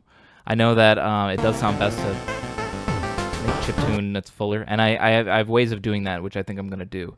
But so far, for what I've composed, it's all just mono. I think the last step I'm going to do is going to kind of spread it out and make it sound a little bit fuller. But I do think it's important to, because traditionally, if you want to be hardcore traditionalist chiptune, yes, it should all be mono. Because, you know, chiptunes from Game Boy sort of stuff like this, it's from NES, it's from mono consoles. So they were just outputting mono sound. So if you want to be a true purist, yes, you would have to do mono only. But there's so many great chiptune artists that don't do that just because, I mean, they're not fooling anyone. They're obviously pulling the samples really from the NES or from the Game Boy, but they're not like arranging it on the Game Boy, on the NES, and then just like pressing play on the Game Boy while recording it.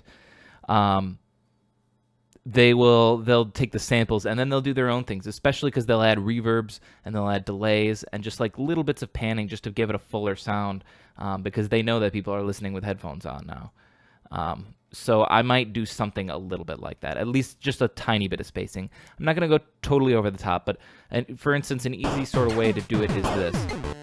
We got this chord right here. It's 3 parts. Why don't we just fan out the chord the same way you would fan out a chord on a piano, where the low end would be in the left speaker. So let's put the left in, I don't know, 12. That's good. Mid goes right down the middle. High goes to the right speaker. Now this is like almost nothing, and like when you're listening to it now without headphones, you probably don't even hear any difference whatsoever, and that's kind of the point. But then when you put headphones on, it doesn't really sound different. It just sounds fuller, I guess, which is different, but especially if you put headphones on, you listen to this compared to this, and it just sounds a lot fuller. Actually, even I want to go even farther, 15.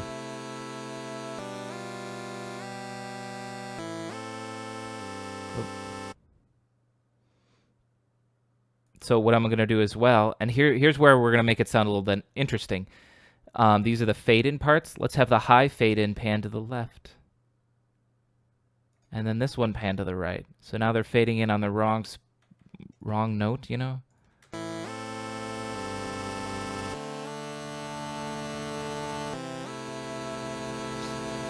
Adds even more to like a fullerness. And I could do the same with the bass. I said I was going to do this at the end, but now here I am doing it. But I guess it doesn't really matter. So this is the pure bass I want. And I want that to go right down the middle, mono. But then we also got these two. And so we're going to pan the higher one in the right ear. Simply because people hear more things in their right ear. The right ear is typically more dominant for people. So if we have it in the right ear, the bass riff might come out a little bit more. We'll hear how it sounds, and if it doesn't sound good, we'll switch them. But here's the bass now.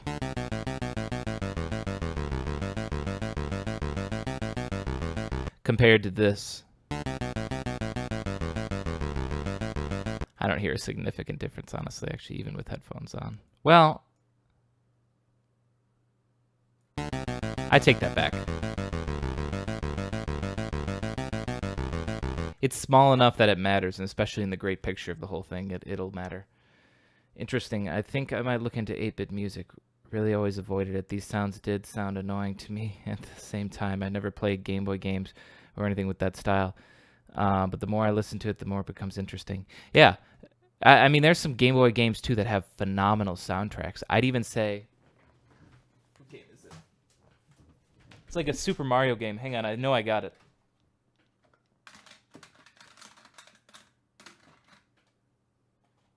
Where is it?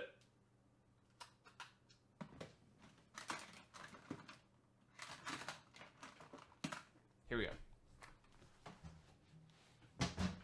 I never opened that up on stream. That's my video game cabinet. I got all my games in there, my old school games. This game, Super Mario Land 2.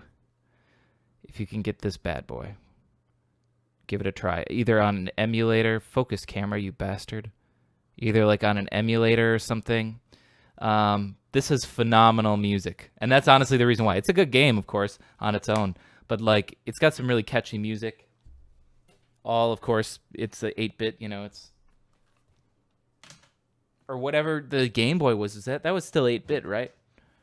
Or was that 4-bit since it was so small? No, I think it was still 8-bit because it came out after the NES, so they had mastered 8-bit by then, and they were able to shrink it down into a mobile gaming form, which was still pretty basic, or at least they couldn't afford a color screen, so they had to keep the games very basic.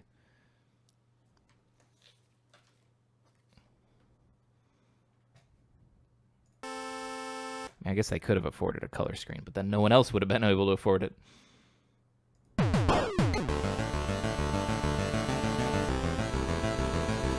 Yeah, already it sounds a lot fuller. And now here's something else I can do too. These are just random little parts that come in. I want the pulse to be right down the middle, but this part, or actually, you know what I do?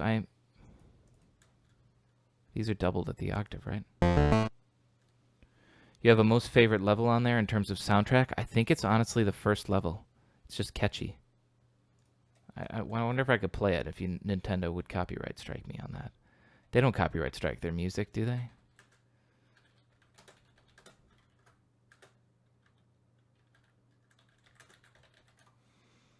Gamma Boy.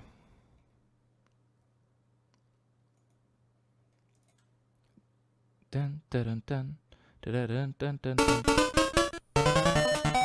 No. Where's just like regular? I don't know. I'd have to listen to them all. Overworld? No, that's not the one I'm looking for. What is just the stock level? They didn't organize this very well on this. Turtle Zone?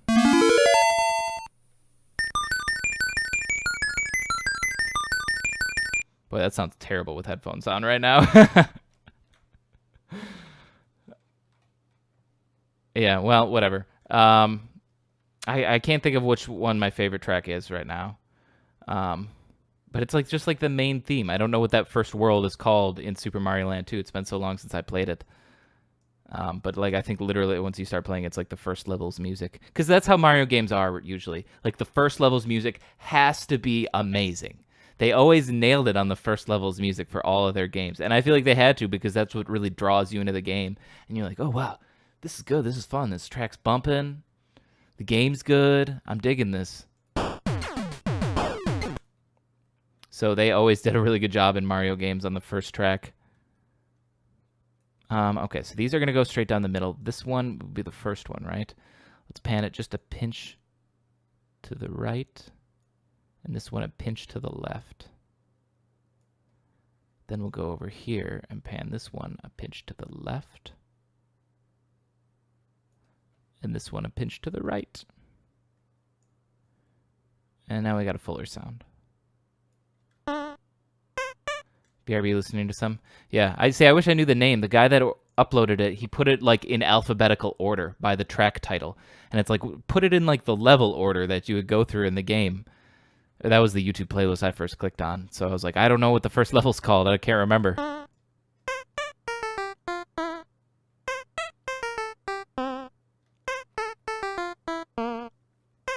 But a lot of it's pretty good. Especially considering it was like a brand new genre.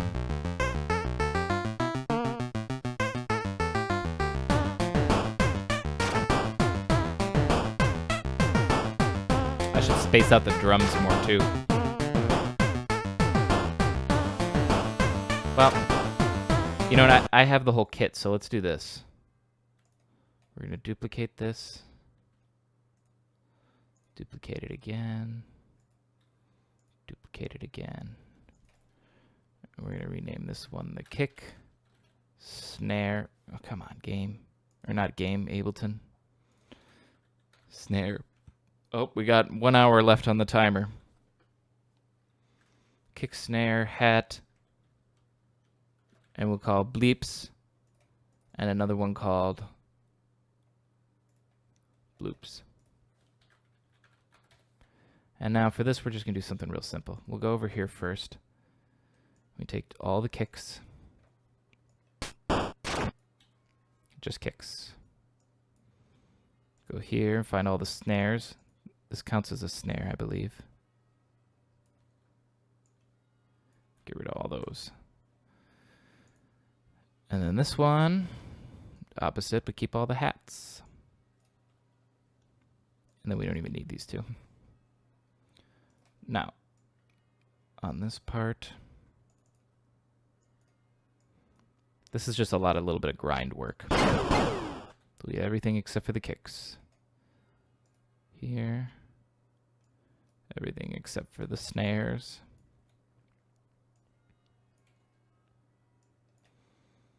This one's the hats.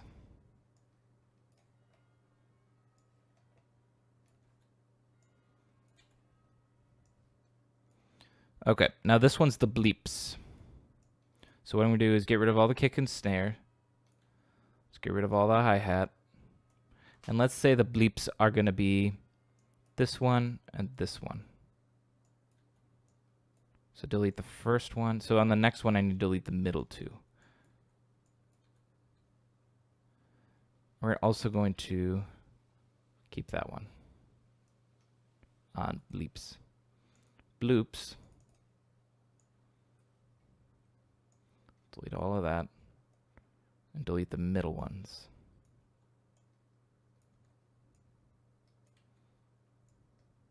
There.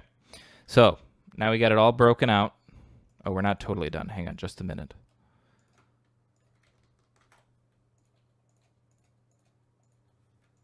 Paste it again over there. This part, let's see, just kick. This one, just the snare.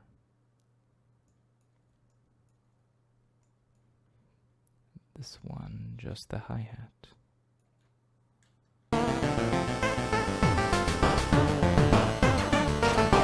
Okay. So now we got our drum kit here, broken into pieces. And the reason we do that is for this. Kick should be panned right down the middle, always. Snare, if you look at the placement of a snare, there's a couple ways you could put it. You could either put it a little bit on the left, or if you're left-handed, you could put it a little on the right. I like to put it a little on the right, pretend I got a left-handed drummer. So let's do very minor, like 8. Can we start at the beginning of something here? Even less, actually, now. 5. Just a little bit in the right speaker more, but you can't really notice. Now hi-hat, let's put that a little bit in the left speaker since it's going just as frequently as the snare. Let's do the same, let's do just 5. So it's not much. Now, bleeps, I don't know which ones this even is, so let's put bleeps in the right ear. I'll go 10 in the right ear, and bloops is going to be 10 in the left ear. You hear how that drum kit's now all over the place? I don't know, if you have headphones on, you should be able to hear that now.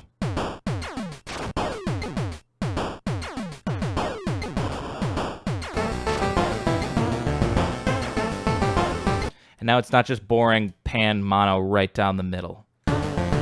Which is, yes, what traditional chiptune would be like, but we're not making traditional chiptune. We're doing modern chiptune. It's good shit. I mean, if you listen to the old Mario Land 2 music, it'll be pan mono down the middle, but I don't know. We have the ability to not do that. They didn't. They only had one speaker in the Game Boy anyways, so it didn't matter.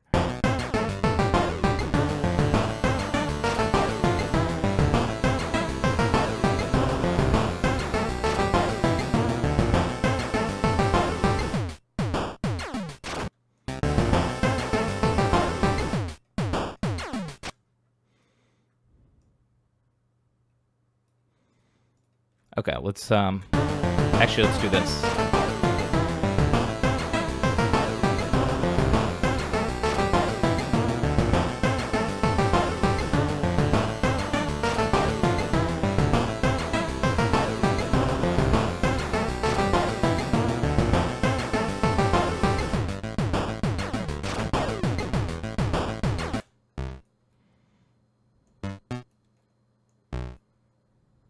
Just kind of deleting random notes.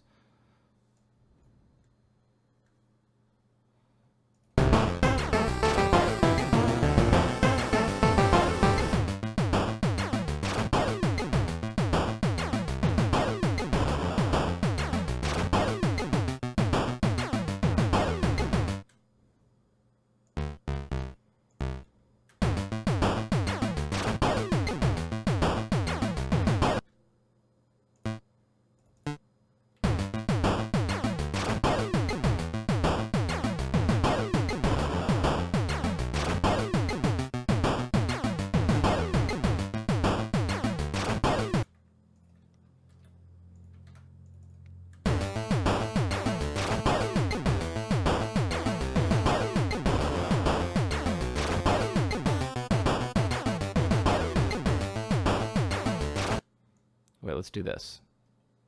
We're going to shrink it down first, drop it down an octave.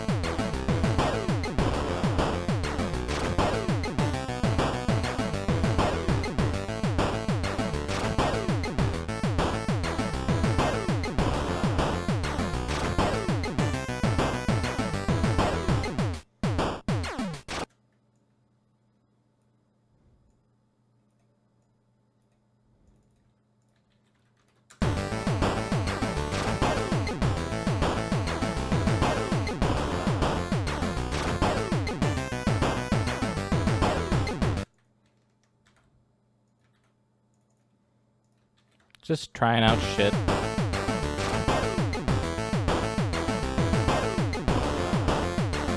Because you hear a different melody than when you're listening when you're focusing just on the bass. So I don't have to write a new melody, you're just listening to a different one. You're not listening to That's the melody you're otherwise listening to.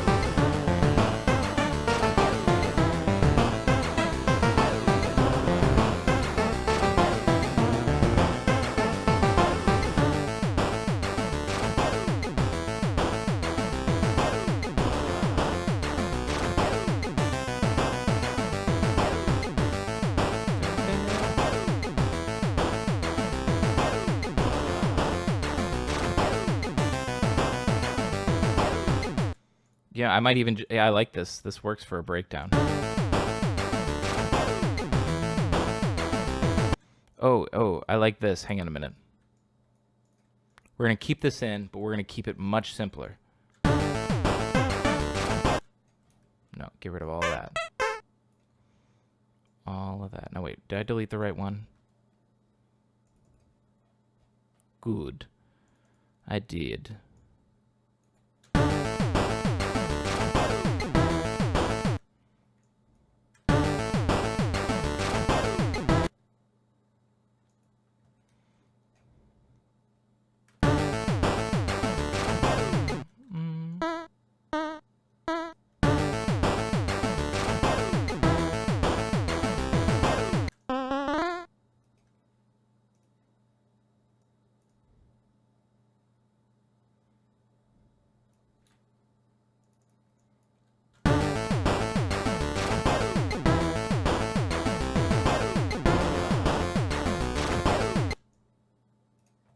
Can I hear it, please?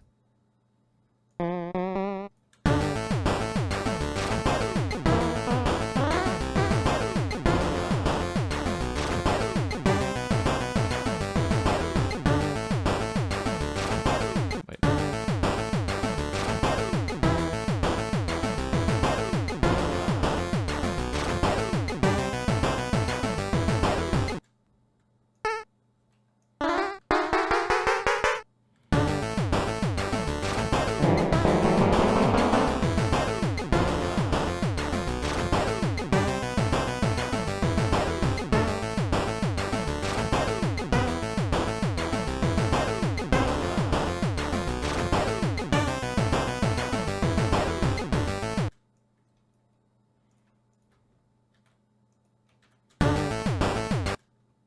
Okay, let's hear it. Or no, coming out of the chorus. I mean.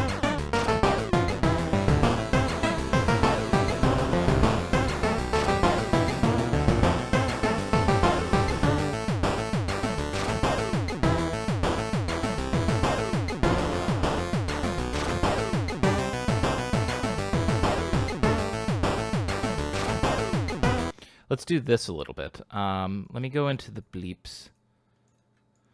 We're going to change up this middle beat a little bit, so it's a little different than the chorus. Basically, I'm just going to make it simpler. We're just going to eliminate some of these bleeps and some of these bloops. Which one sounds better?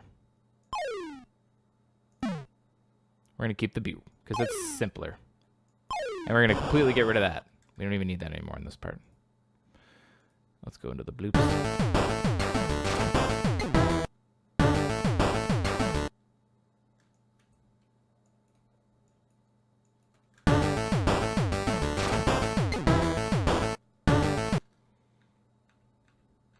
Where's the other one again? Bleeps.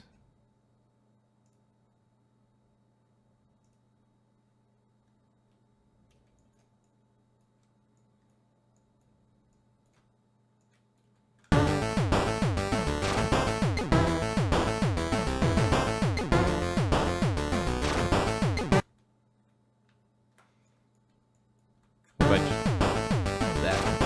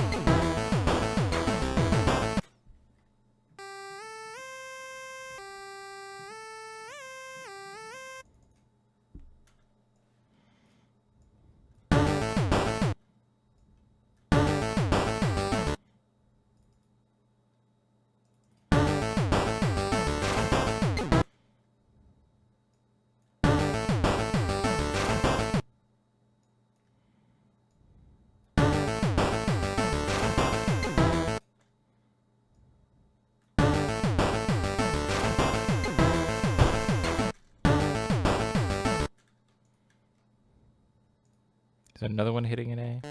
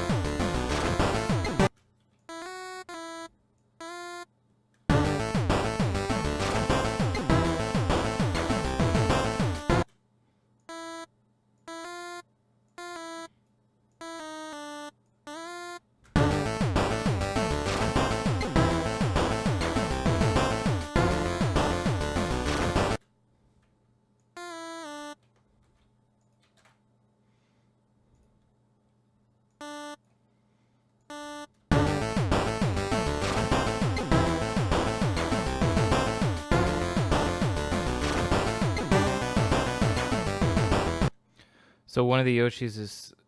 Wait, so one of the Yoshis is the stepfather of Mario? Did I get that right? Didn't even know there were a plural of Yoshi. I thought it was his name.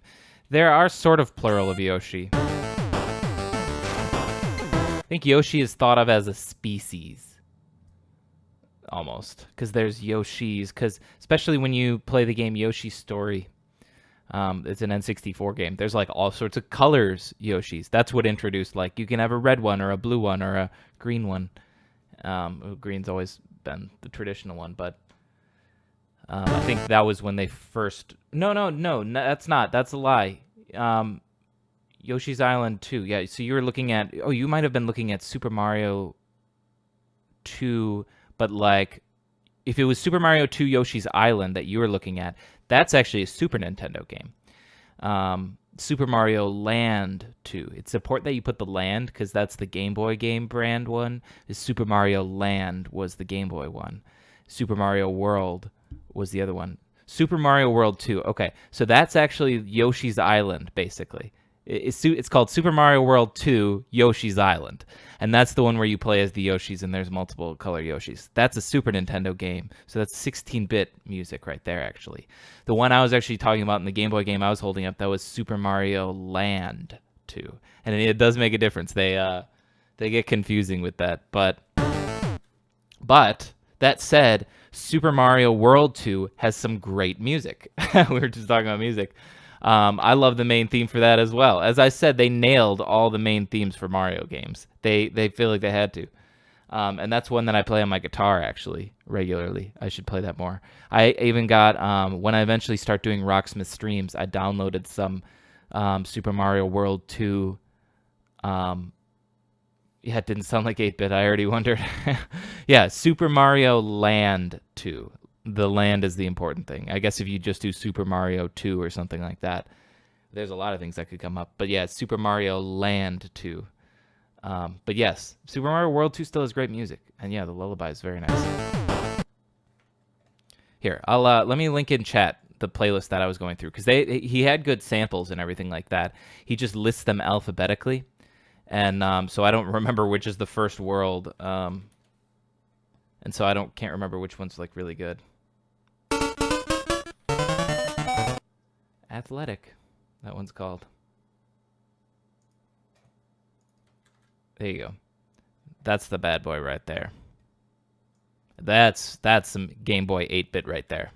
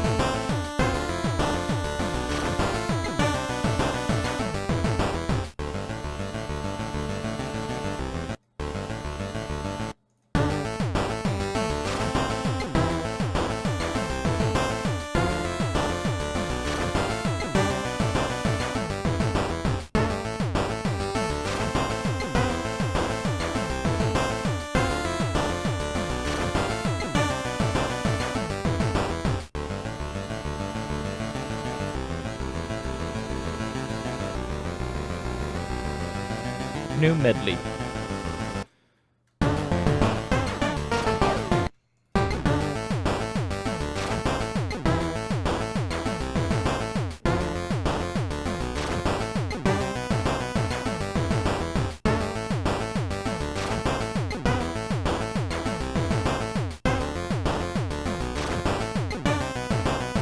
The demo of Serum. I have not gotten that. You turn this part down.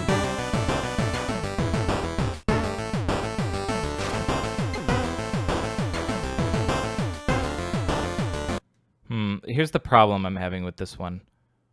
I might need to just come up with a whole new sound other than the pulse, because it's basically doubling up on some of the notes that are playing in the other melody, and so when it plays those same two notes at the same time, it just makes them really loud, and so all of a sudden you're just like, that note's just really loud for some reason. Or Massive, but I personally like Serum more. Try both. Okay, I'm gonna look into that. Serum. I think you may have told me about it. Sounds really familiar. So let's see, what other 8-bit sound could I use in here? Isn't there a good, like... Ooh, that actually might work well.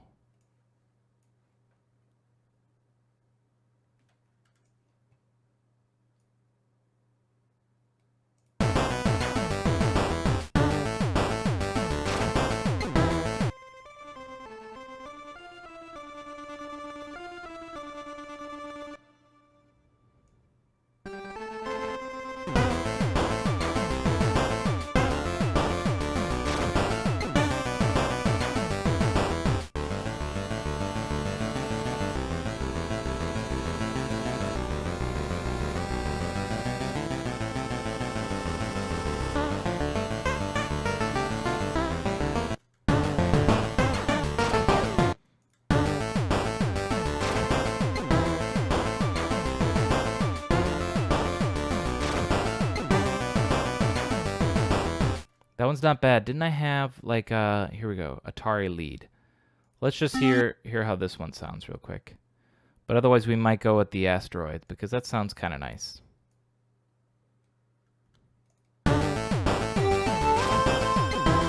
Let's turn that way down.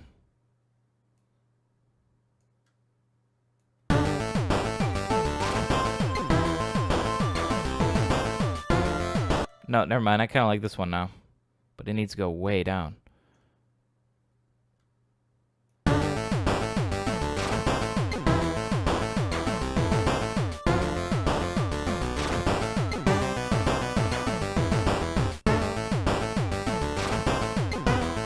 It's just synth 1 basically.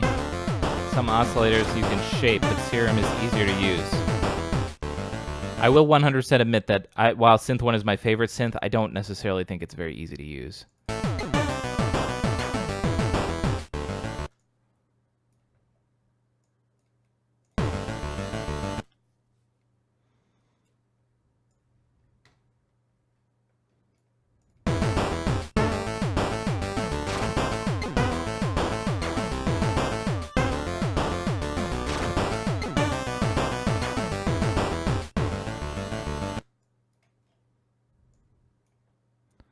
What if we just have it do one note then?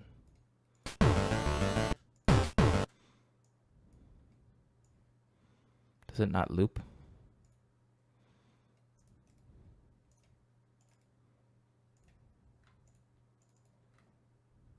Loop.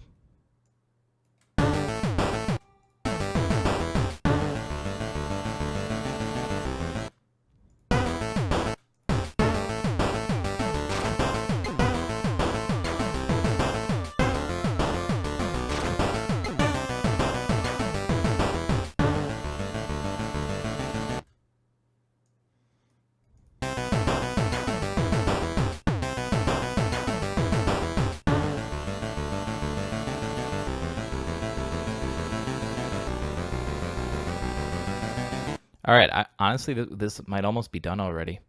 Let's hear what we got for the whole thing.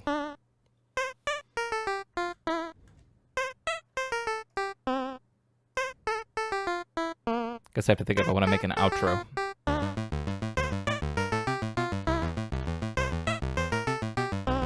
Ooh, Steve Reich Part 2. Hell yeah, I love the first one. Hey, thanks for hanging out. You pretty much caught the whole track. I think it's just about done.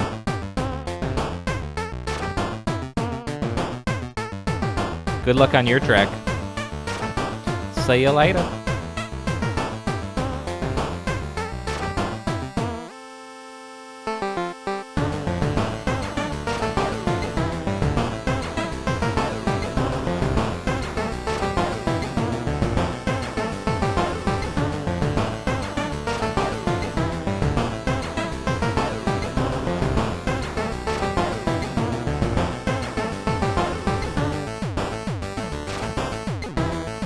Yeah, that's good. Because the bass riff is the same, but you totally hear it different. Because the original melody's gone.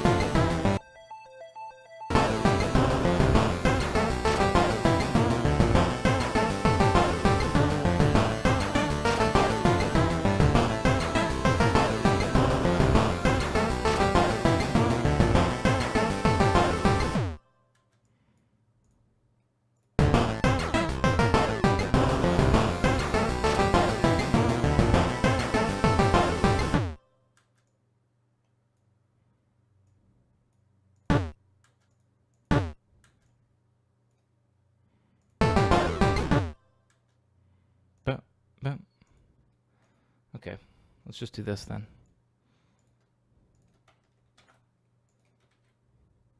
No, what are you doing? What are you doing? Oh, I see.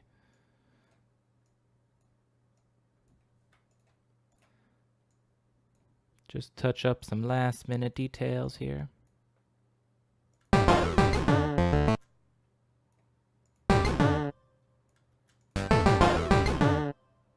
There we go.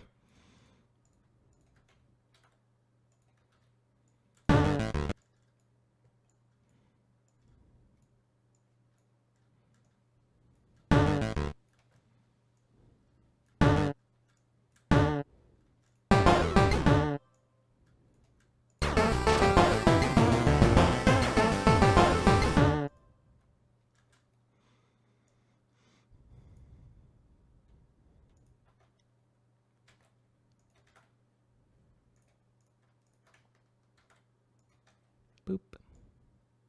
What the fuck? Oh, okay, I see what it did.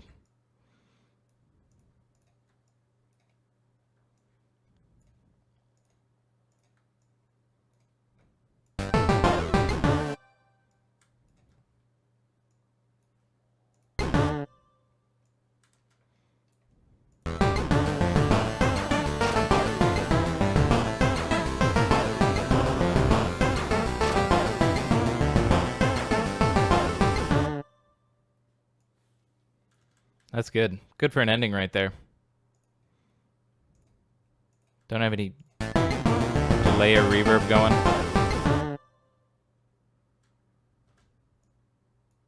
There. And that's how we got ourselves a final track. Let's listen to it one more time, and I think we might be done. 2.5 hour Tunesday. Bam! Firing them fast at you. I'm going to finger bang you. Finger bang bang you every day.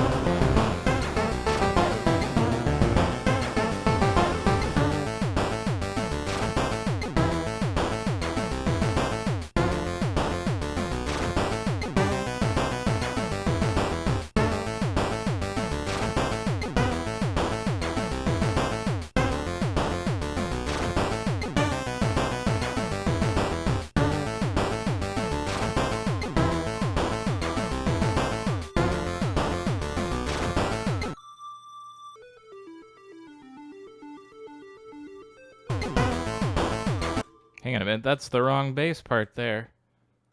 That's interesting. Glad I didn't export it. That's what it should be. That was weird, it put in the wrong bass part.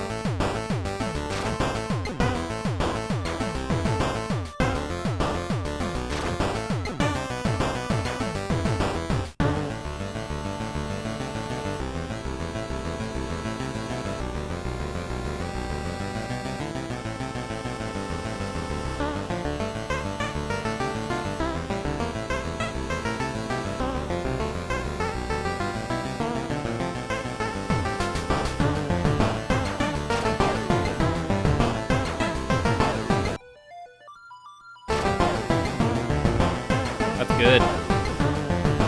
That's some good veggie corn dog right there.